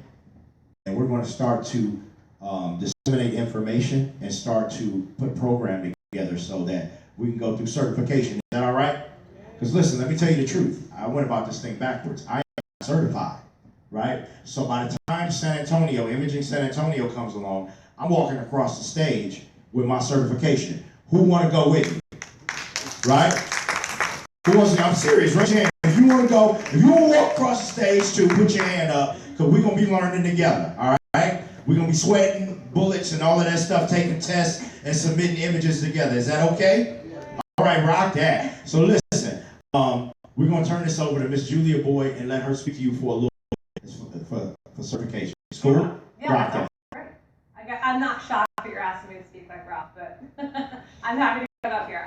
I'm Julia Boyd, Director of Certification for PPA, and I just want to thank Sean for including us. My counterpart, Cinnamon, was here with membership on Saturday, so you might have met her as well. But we're just thrilled that we're able to be up here and meet some of you all, and we're excited about memberships. I know we've taken some applications, and we're just thrilled to invite the community. You know, PPA is the oldest photographic association. It was built by professional photographers for professional photographers. And so when Sean and Ralph talk about this community, that is the community. This is why we exist. We're a membership association, and so we are really here to support members. We have about 50 dedicated staff. We're located in Atlanta, and that's what we all do. And so as the Director of Certification, I'm here to help you all get certified. Now, can anybody tell me a little bit about the program? Does anybody know what's involved in it? Does anybody know what CPP stands for? Certified Professional Photographer. So that's our credential. And as Sean's been talking about, I'll get you a pen or something. As Sean has been talking about professional standards, that's what this certification program is about. It was created over 35 years ago. Ralph was actually, I think, the first person to get certified in Louisiana. Wow. So She he put really you on the got issue. something here. And he also served as a certification board liaison, so I've been able to work with him, and he's been instrumental in seeing that program throughout as well. But so certified professional photographer, so that's a credential. So that means when you get certified, you can put CPP after your name, and that's huge because that means when you're out there marketing yourself, you're going to be able to say, "Hey, I'm certified," or people or CPP, and that's when you have to explain to them what you have achieved, and that is a professional technical knowledge through PPA that says, I know what I'm doing. In any given situation, I'm going to know how to tackle this. If I get thrown a curveball, if my light breaks, if anything, I'm going to know how to rock this. So there's really no prerequisites either. The only prerequisite for certification is that you have to be a PPA member, and we're a PPA member. So that's easy. So you can start on your journey now. It is a $200 application fee when you apply, and you have 2 years to complete the process. And I have fact sheets outside, so if you can't get all this information down, that's fine. I have some information out there as well. But so the first thing that you're going to do is you're going to take the exam, multiple choice exam that covers 6 different specifications. It covers composition and design, it covers digital post-production, and we have resources to help you study for exam online. We've got flashcards, we've got a glossary, we've got suggested reading material, we have prep classes that you can attend, and we also have videos in our PPA ED online library that you have access to as a PPA member. It has over 150 different educational videos. So we're going to help you pass that exam. You have to score 70% or higher, and once you do pass that exam, because you will, then you go on to submit your online image portfolio. Now it's going to be 15 different images. The first 6 we're going to kind of tell you what we want you to submit. They're called the compulsory images. And then the remaining 9 images are going to come from your client work within the past 24 months. So we're going to get the technical side, and then we're going to get to see a little bit of what you do in your everyday. We have one in every state, sometimes multiple people in each state to help you kind of navigate that process and successfully complete your requirements. We have a whole page of our website dedicated exclusively to certified professional photographers. It's got marketing materials, it's got logos, it's got templates, it's got all of these things that are certified professional. It's also going to give you the self-confidence to really go out there and show and tell your clients why they really want to hire you over your competition in the same area. So it's not only going to help you personally, it's going to help you professionally. And so that's why we're so passionate about this credential and about certification at PPA. And also, I'll say just about the community part of this. Certification is a really big deal. And like Rob was talking about, people giving back to help each other. They're passionate about helping others through the program. They're passionate about professionalism. And so that's such a great way in the PPA community is to start your certification journey, because you're going to immediately have this community that's going to surround you and build you up. So I really encourage everybody to do it. I'm happy to answer any questions that you all may have. I'm going to be outside, and I've got some business cards. Think of something later, you can shoot me an email. And also we have tons of information on the PPA website. I'm not sure if anybody's been to the PPA website. Who's there?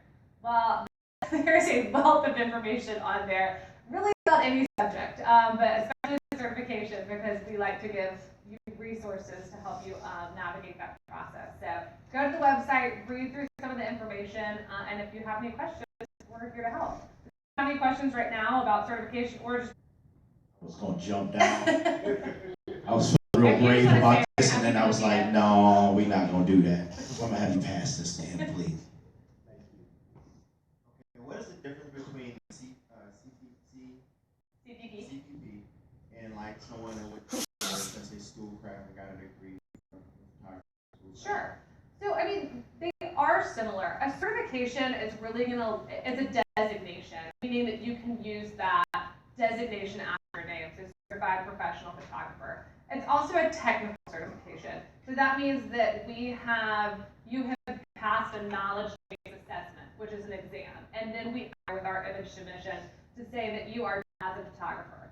So really, of course, you're going to get that base knowledge and going through a degree program. And this is just kind of something that, say, if you don't have the time to go through a degree program, or if you're just looking something a little bit extra to market yourself, because you've kind of done the research and understand that consumers understand the word certified. Everyone, when they're doing their taxes, is going to go hire a CPA. And so that's really the difference between a person who is a professional photographer and a certified professional photographer, where clients can go on and see that they have passed this exam, they've passed this image submission, and that they're vetted through PPA. Does that answer the question? Any other questions? Do you have one in the back? And while we're asking these questions, if you guys wrote your questions down for the panel, because we got to move quickly, could you pass them down this way, please? You can fold them ahead, pass your questions down this way, and I'll be collecting those. Thank you. My question is simple. About how average time frame does it take to actually attain your certification? Sure. So you can I see people do it in 3 months. I see people do it in 6 months. I would say 6 months to a year, a lot that time frame. We actually also just launched the exam online, meaning that now you have the option to take it online. So that's huge, because we used to be just a paper pencil exam. So studying, I would maybe allot, depending where you are, kind of in your knowledge level, maybe 2 to 3 months of studying, and then you might want to prepare your candidacy, take the exam, and then pass the image submission. So I would say probably 6 months to a year. Any other written questions? Anybody has for the panel? No. Time to get certified by San Antonio, by the way. I said, which, did you have a question? Yeah, so he said, is there a certain amount of time to take the test? In our program, you can actually take the exam as many times as necessary without an additional fee. As long as you take it in person, there is a fee to take it online currently. But you can take the exam as many times as necessary during your candidacy period. And again, 70% or higher to pass. If you do not pass the test the first time, you're going to get a score breakdown. It's going to tell you in the areas where you might need a little bit more work in. And then with the image submission, you can submit your portfolio 3 times in that 2-year cycle until you would owe an additional fee. So everything's pretty much built in until after your 3rd attempt for the image submission portfolio. Where are the testing locations? So testing locations. So as I said, we do have mentors that are set up to help you. We call them CPP liaisons. So CPP liaisons schedule and proctor at least 1 exam per year. So you can go online to our exam schedule again and see if there was an exam scheduled. We also have exams at Imaging USA every year. And then also, as I just mentioned, we just did the online version, and that's actually done at home via remote proctor. So you're actually going to have someone watching you through a webcam take the exam, but again, it allows the flexibility for you to take it at home or at your office or wherever you want to. So we're really excited about that launch. We actually just launched it last Monday, so it's been a big week. Any other questions? Yes? Is there a certain amount of experience that you have before you start thinking about? Right. He was asking about experience. There's really not. And as I mentioned before, we don't have any prerequisites. Our only prerequisite is that you're a PPA. It's a difficult test. So you are going to need to know a lot of those elements, lighting ratios, color wheel, color spectrum. I mean, a lot of different just kind of facets of, I recommend just winging it and going in and taking it. But again, go online. One of the resources that I recommend that sometimes can be looked over, it's called our test specifications. And that's actually a complete outline of the exam. It's going to tell you all the different sections and then how much that section is weighted in percentage towards the 100%. So I would go on there, print those out, kind of run through them, see what you might be comfortable with, what you might need some work on, and then kind of start your study process from there. And there's also a couple of Facebook groups too that are dedicated to helping people, kind of in their studies. And we also have our own online social community called The Loop, and there's a lot of resources on there as well.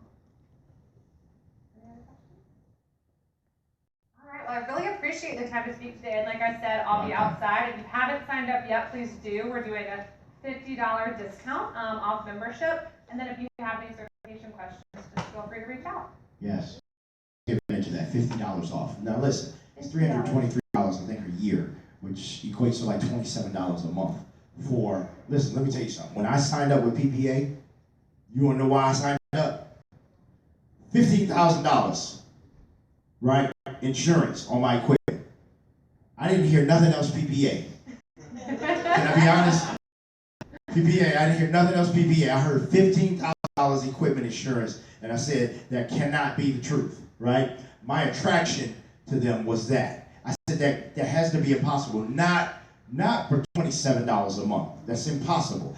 There has to be some strings attached, right? You do your homework, that's $15,000 coverage on your equipment.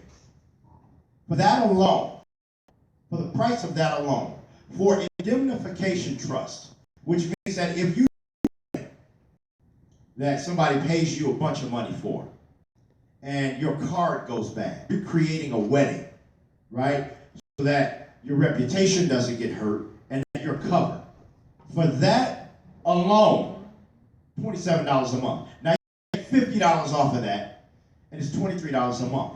If you're a photographer and you're serious about, even if you're a serious amateur, cost of it, that is just a no-brainer investment. Does that make sense? So while you are here, right, and let me tell you something, PPA has made an investment in us today. They have sent the top. They sent the top of everybody here, right, for the weekend. right? She's the director of certification. They flew her in from Atlanta. We got Ralph Romagera here, past president, the first guy to get certified in Louisiana. I was I'll say the first guy to get certified, period. We have 7 certified photographers at our studio. Wow, rock that. 7 certified photographers at the studio. Woo, rock that. That's next step, that's next level if you're serious about this game, all right? The president of the Professional Photographers of America spoke here, right? And I spoke with the CEO, David Truss, and he said, Sean, we don't need you money. He said that. You know, we're 29,000 members plus a 120-year-old organization in over 50 countries, right?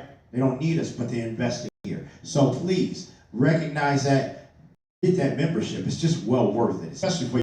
How many bought a camera? You. If you drop it today, will you be mad about it? Pay $23 a month. Okay, then go and get that. Go sign up membership right now. Certification is the next step, but let's get you in membership right away. Is that cool? Rock that. Give Julie a big round of applause. That's what I'm talking about. Yeah, we always say it's more expensive to be a professional photographer than to be a member. And I will also say, and I know we've plugged it a couple of times, but included with your first year of membership is registration to Imaging USA, free registration.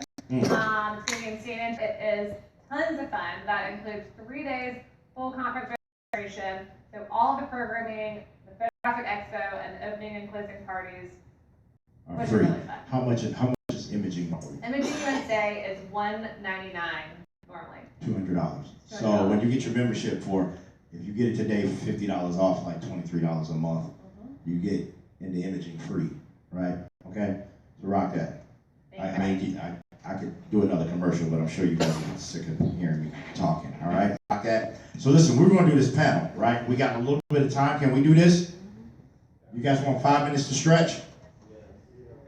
I'll be back in 5 minutes. Okay, go upstairs, start kicking it. All right, hurry up. 5 minutes. Let's make it 3 minutes. I know you'll be back in 5 minutes. Rock that. And please, on your way out, turn your questions in.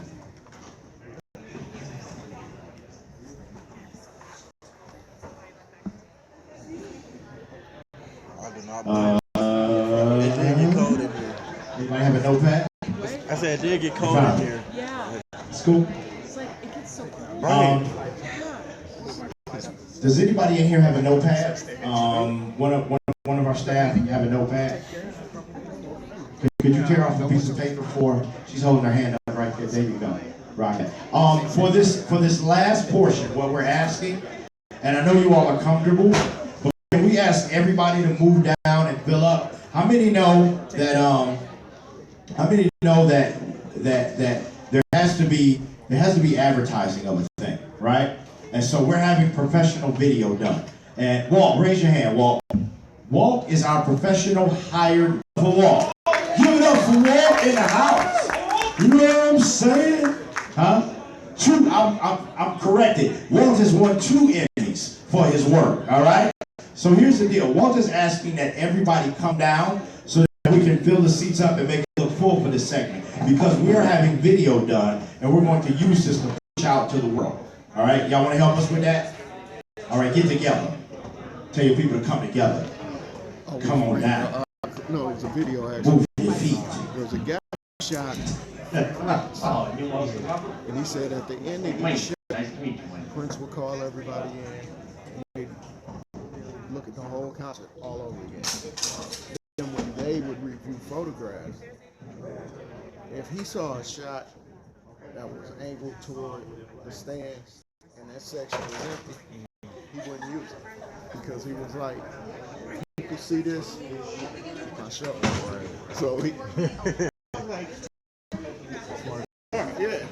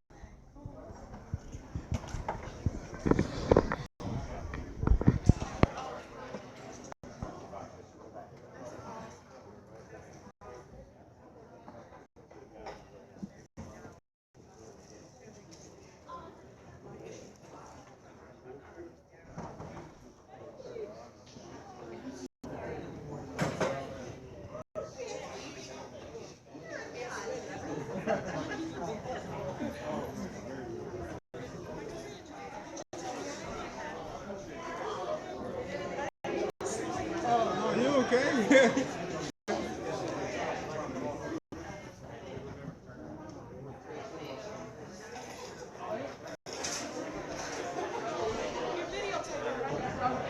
yet.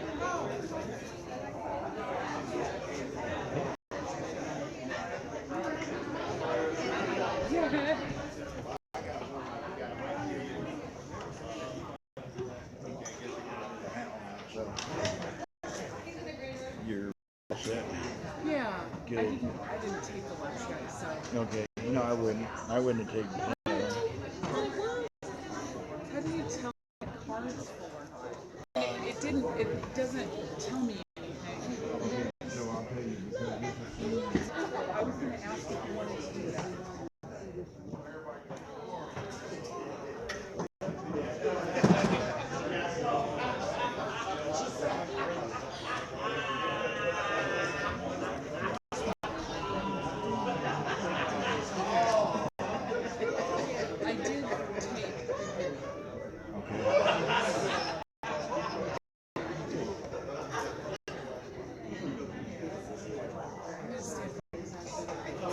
Yeah, I think it's great up here. I think you're doing fine. Boy, I'm so glad that I scheduled a flight out tomorrow. All these Okay, people are panicking back there because their flights are getting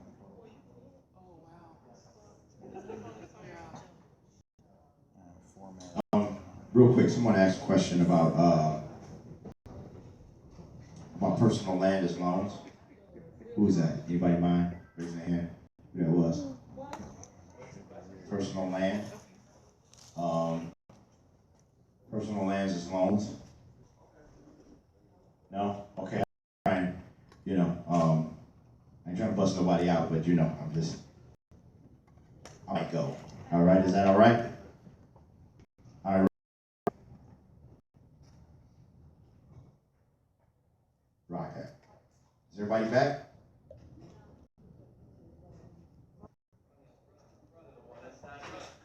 Stage?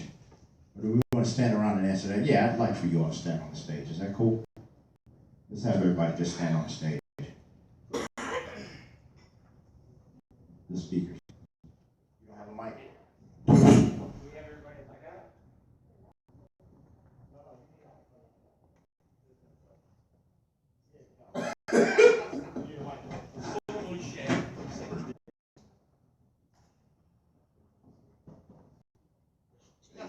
No, she's the lawyer, man. Rock that. Very cool. All right. Is everybody back in? I don't know if we'll get to all of these questions depending on how long the kind of go, but we're gonna get into this. George doesn't have a mic. Who doesn't have a? The Godfather doesn't have a mic. Can you share your mic with is there another seat? Yeah, that's cool. Yeah, you two pass it back and forth. So George, you want to grab the seat? Is there an extra seat? 2, 3, 4, 5, 6 seats. Yeah. There we go. There we go. Rock that. Rock that. We're gonna try and do this quick and do this in 10 minutes. Okay. Okay. Now it looks like one person asked like.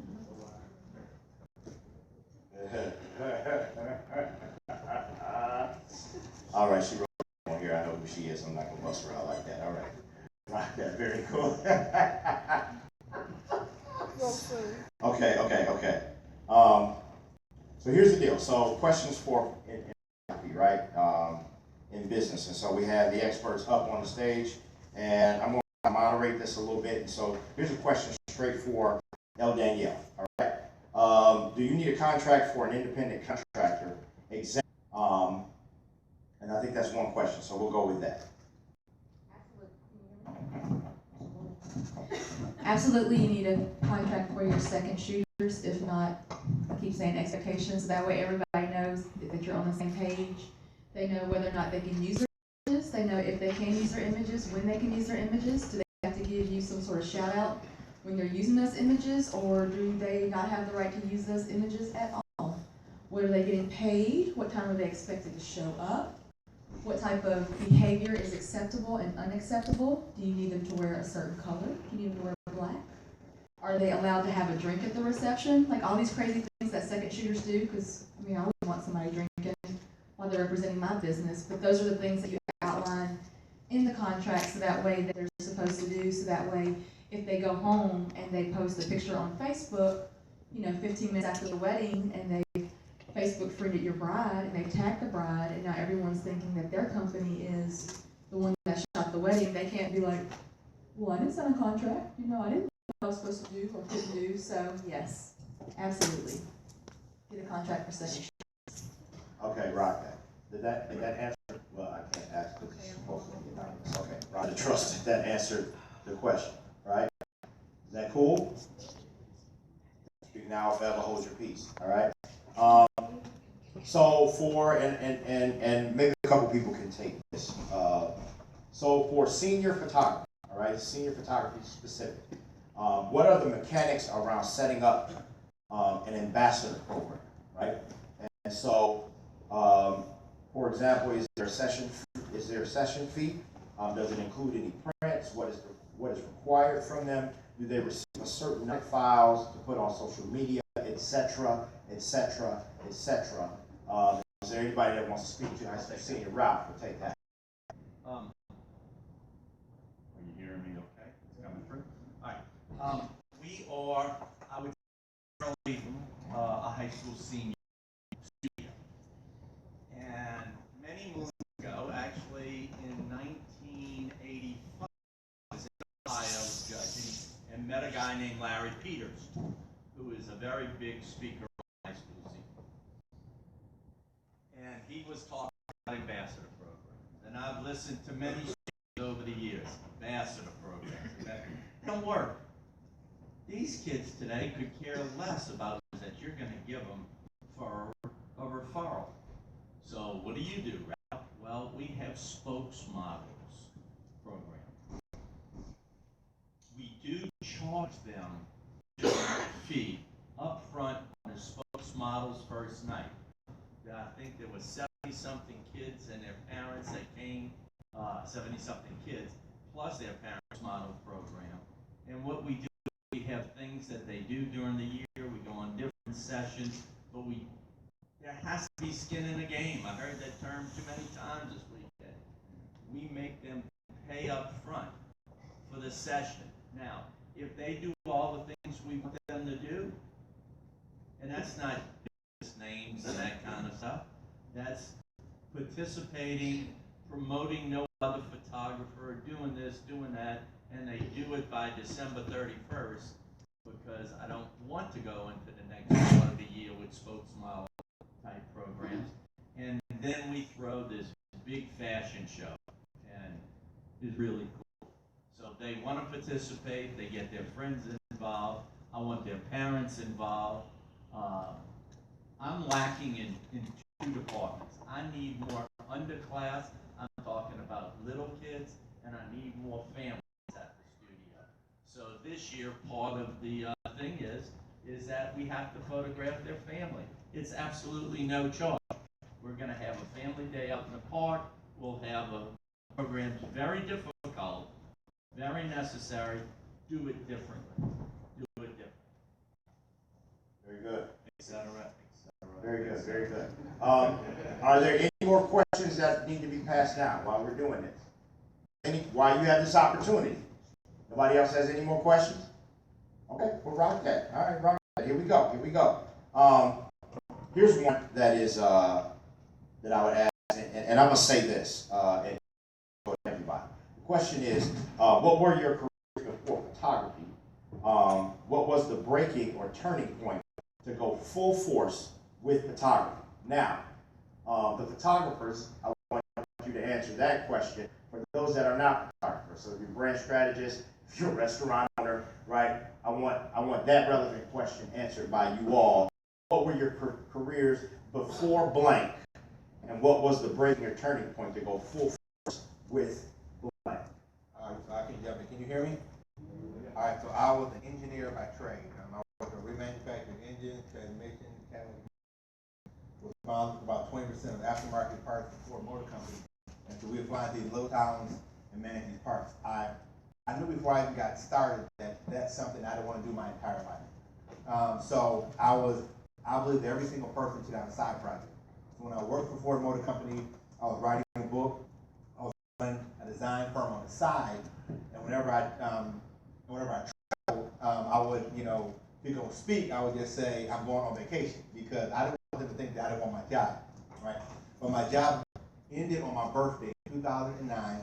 I just came on Disney, spoke there, my wife was pregnant, and I knew that our activity was going away. So that ended on my birthday, and everyone wants to be an entrepreneur until you become one, right? And so at that point in time, after I had some other job offers, it was my opportunity to now take this leap. I literally went to Ford Motor Company, and my iPhone buzzes was my first opportunity. And that was my first client, it was a pay raise, and I was now on my own. But I always tell people, you have to really start to moonlight when you can kind of mitigate and manage the risk of now, I like to eat and not have to worry about every single thing that I did have to generate a lot of money so I could manage my bills, right? So if you can do it on the side, I think that's a critical thing that you can do. And if you're married, it will make life a lot easier for you. Because if you're married, trust me, when you are married, the whole family loves working for a corporate situation. So again, you have to make sure, monopolize all the time. Something that you're doing on the side, everybody should have a side project, and hopefully you can turn that side hustle into your main hustle. All right, real quick, we want to keep these answers real short and brief because I know as entrepreneurs we have those breakthrough stories and they can be 40 minutes long. All right, so rock that. So let's keep it real quick because I know it's transformative for all of us that are entrepreneurs, right? Rock that. All right, so who's next? I'll go next. I'll reiterate what Hodge said. You got to have a partner. You got to do something on the side. And listen, everyone wants to become an entrepreneur until they get the checkbook out. Until they write that check, right? They find out there's not a lot of money in there. And your kids, you might want to tell them about this. You can use your kids to get a lower tax bracket. You can pay them and then deposit that money in your account. You're paying a lower tax bracket on those kids, but you're still keeping it, right? Your kids are my nieces, they're my employees. I'm getting a lower tax bracket. They're not even stepping foot in mine. They're not as a tax write-off, right? This is being recorded. Listen. Yes, you got it. And you find a spouse. Hopefully you find a spouse or a partner who can be there because everyone in your family will be entrepreneurs. And you're here you're building a legacy. Not just for you, you're building a legacy for those behind you. And most of all, just remember, never, ever quit. Remember, what were your careers before? I was a food boy. Before food. And what were the breaking and turning points to make you go all out for us? All right.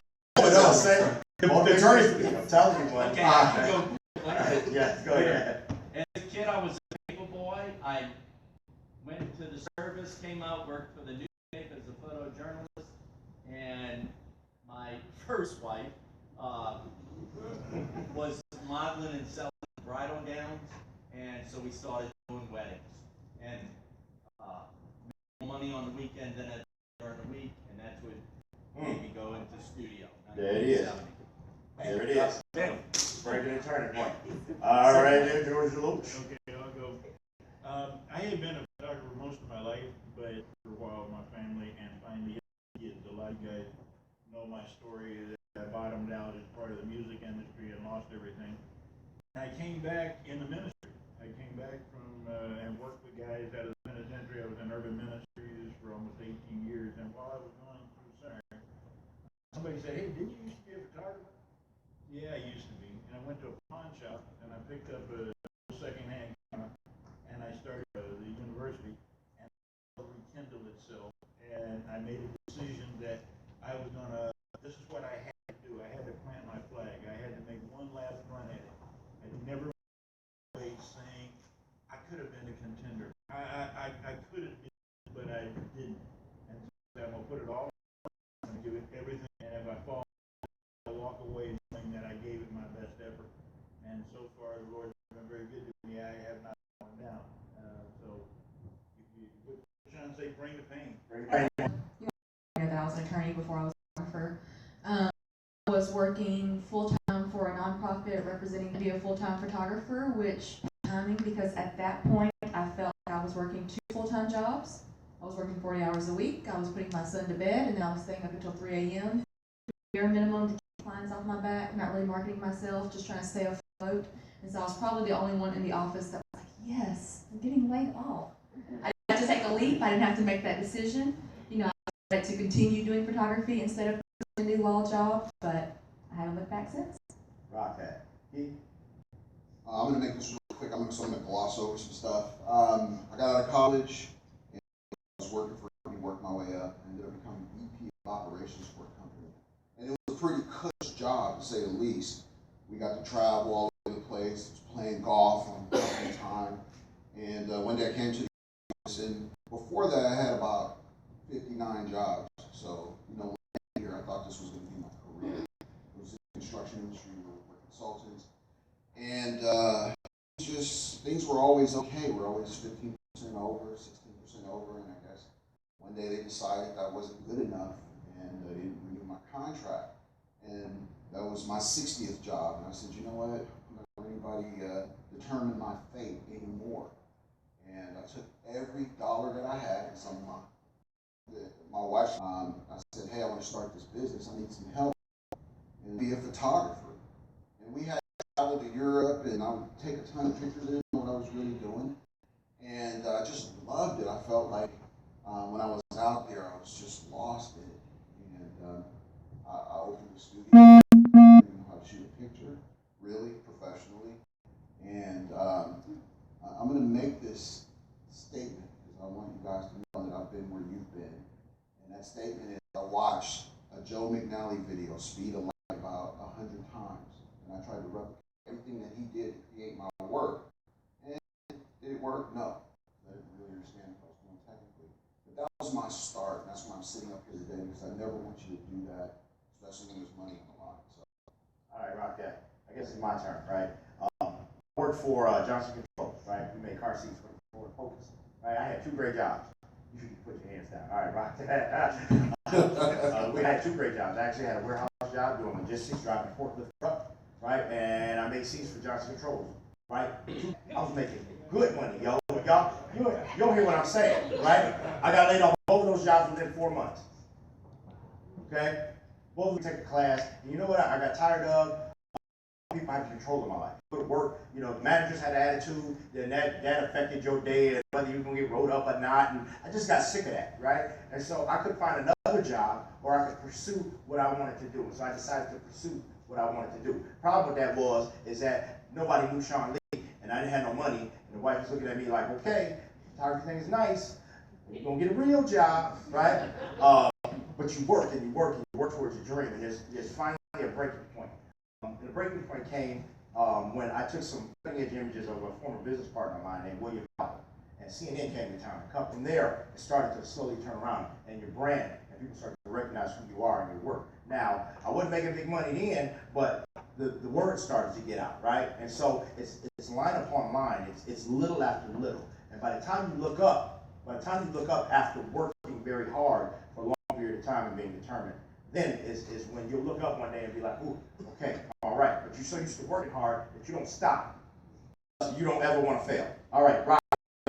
Good deal. All right, I hope that answered somebody's question. If it didn't answer, you in bad shape. All right, here we go. Man, I don't even know if I want to ask this question. We're gonna open up. We ain't got much time. All right, hold up. We're gonna hold that one. All right. Here's a question. When you post images to online social media, do you lose copyright? Who would speak to that? That be L? No, you do not lose your copyrights. A lot of the social media platforms have terms included saying that once you upload to their site, you give them the right to use your images in their ads, in their sample posts, maybe on the App Store. But a lot of those social media sites also give you a way to challenge copyrights. I know Instagram has a process you can walk through if somebody posts your picture without permission, edit it, they take credit for it, do whatever. You can report that to Instagram and Instagram will take the image down or shut countdown. Apparently that's happened before.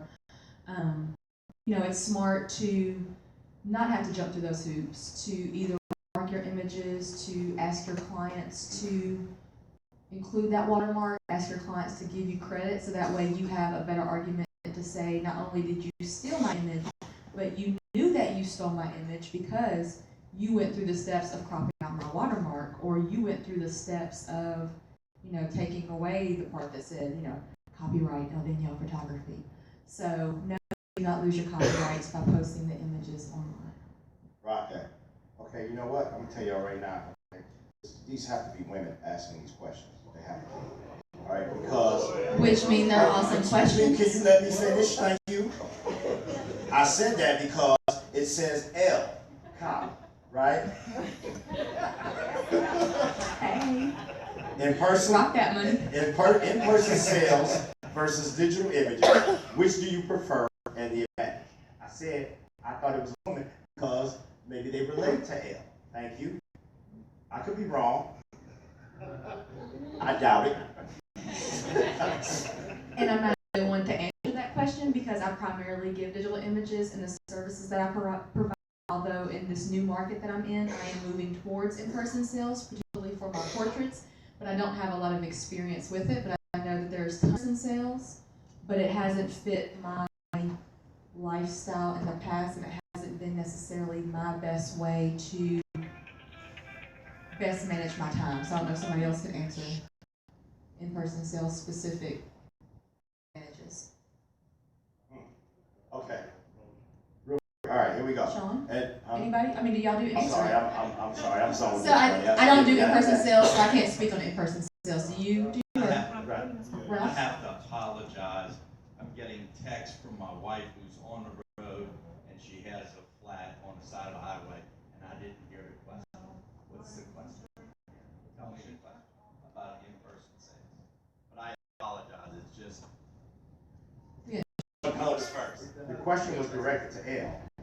But Elle couldn't answer the question efficiently.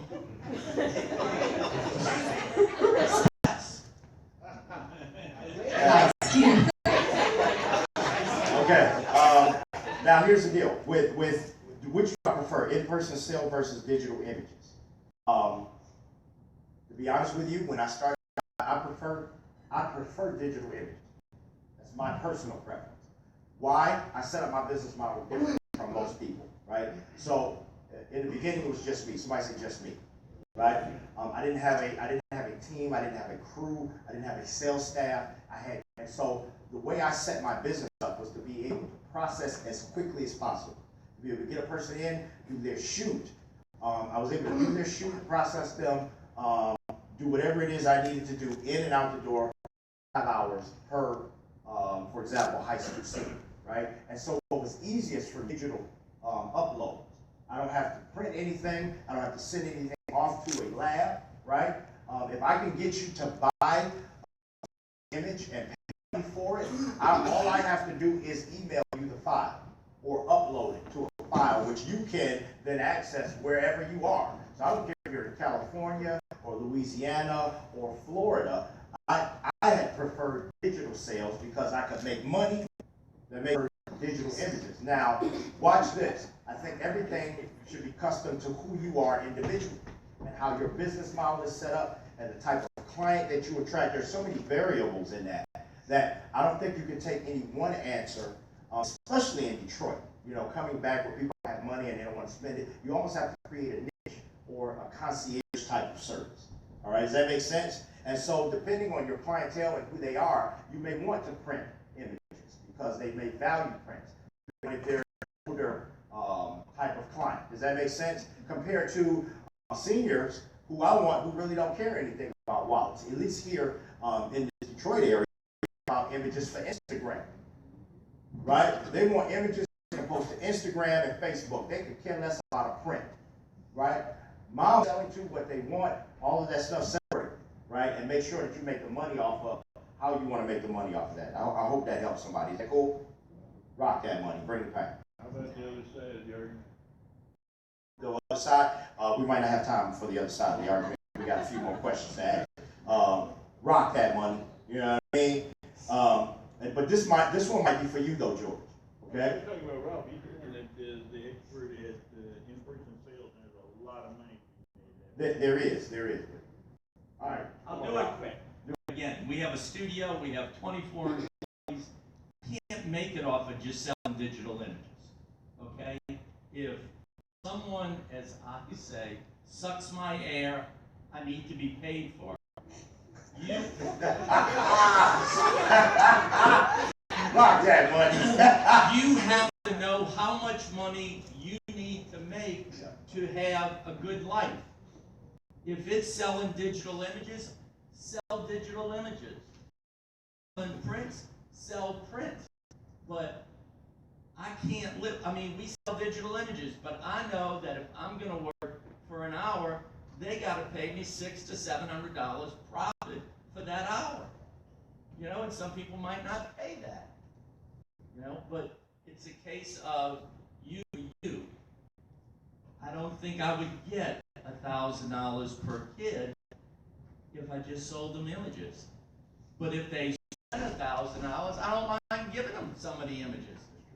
Optimized for the internet. That's true. Absolutely. And you know what? And one thing we want to bring to you all, you see how different things are. You see how scenarios are different, right? So my scenario is quite different from Ralph's, right? So me starting out, I needed as one man to process quickly, right? I didn't want to spend a whole lot of time. That was my. Ralph is a baller.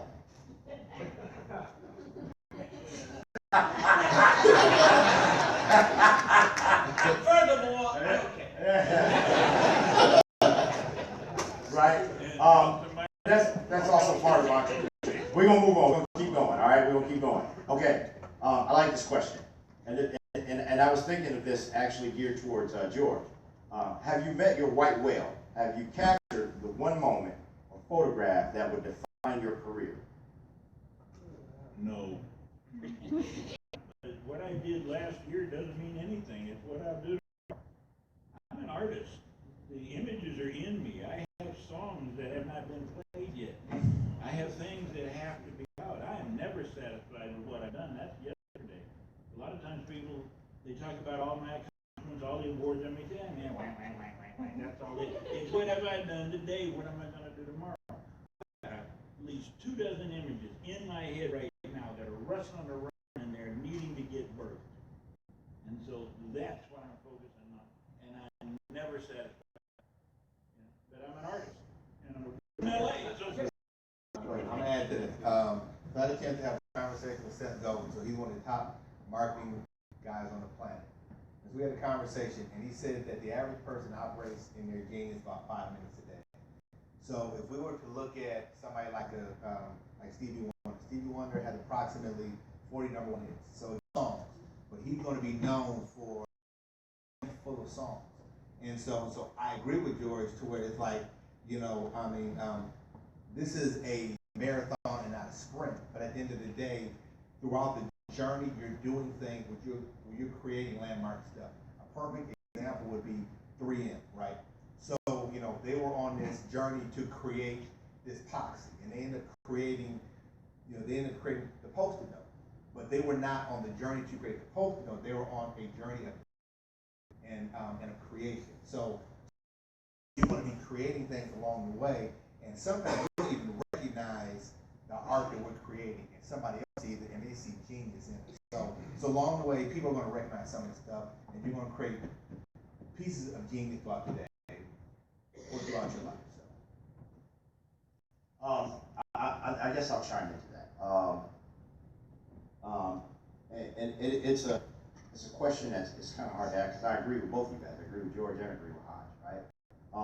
But maybe there are moments in life. I don't think there should ever be one, for example, a white whale, right? I think that there are moments that define segments of life. Does that make sense? Right? For me, I would say for this point in my life, on this Detroit journey, right? Wanting to bring the reputation of the city back. This would be one that would define maybe that moment. Does that make sense? So I don't think that there is one photograph, because I believe that you cannot park by your successes. Because if you park by your successes, you will cease to move forward.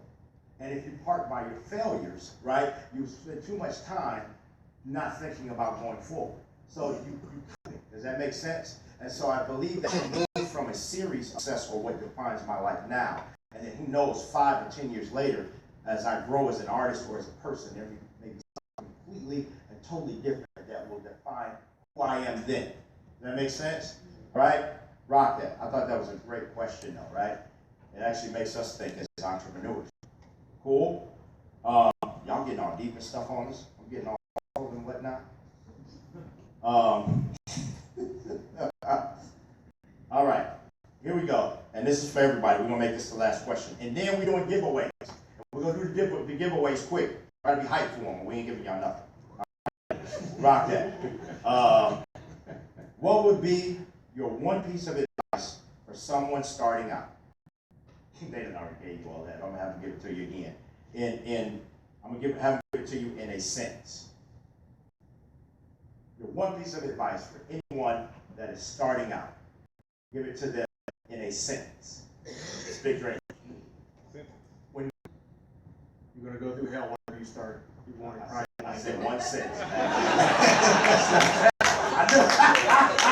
I should have put money on that. You know what I mean? Rock that, Hodge. One sentence. Live your dream versus managing someone else's. That's good. Rock that. Keith.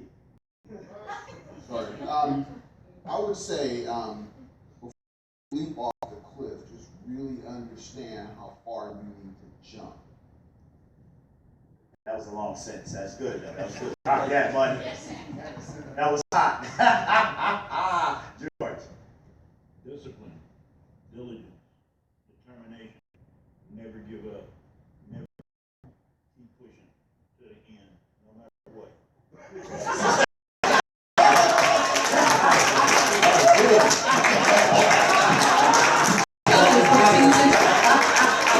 14 very short sentences.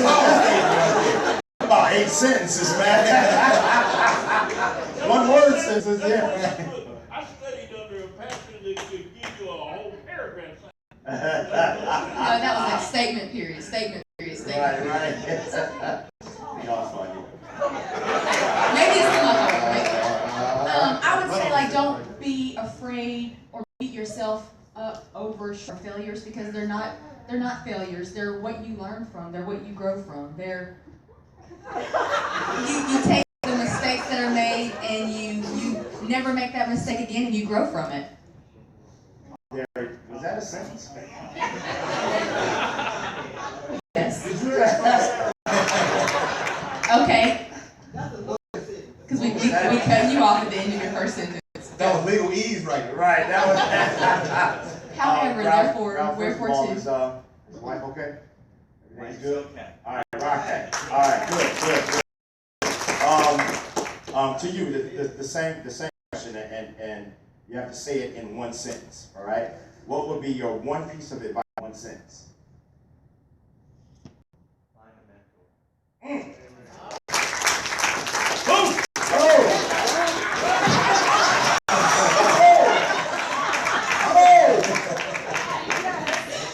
Oh, that was hot. Oh man, I got to come behind that. I got my gang sign going on. What is that? What's You ready? Yeah, I'm ready for it. Is that quick and shut? How you do it? How you do it? What is that? No, the other hand. I'm left-handed. Is that No, a camera? the camera's right-handed. You don't have a left-handed camera. Yeah, that's okay. Oh, okay, that is. You gotta show me Left-handed this. too. For believing in the vision of what we were putting forward. So I genuinely want you all to stand up. I want you all to stand up and give yourselves a round of applause.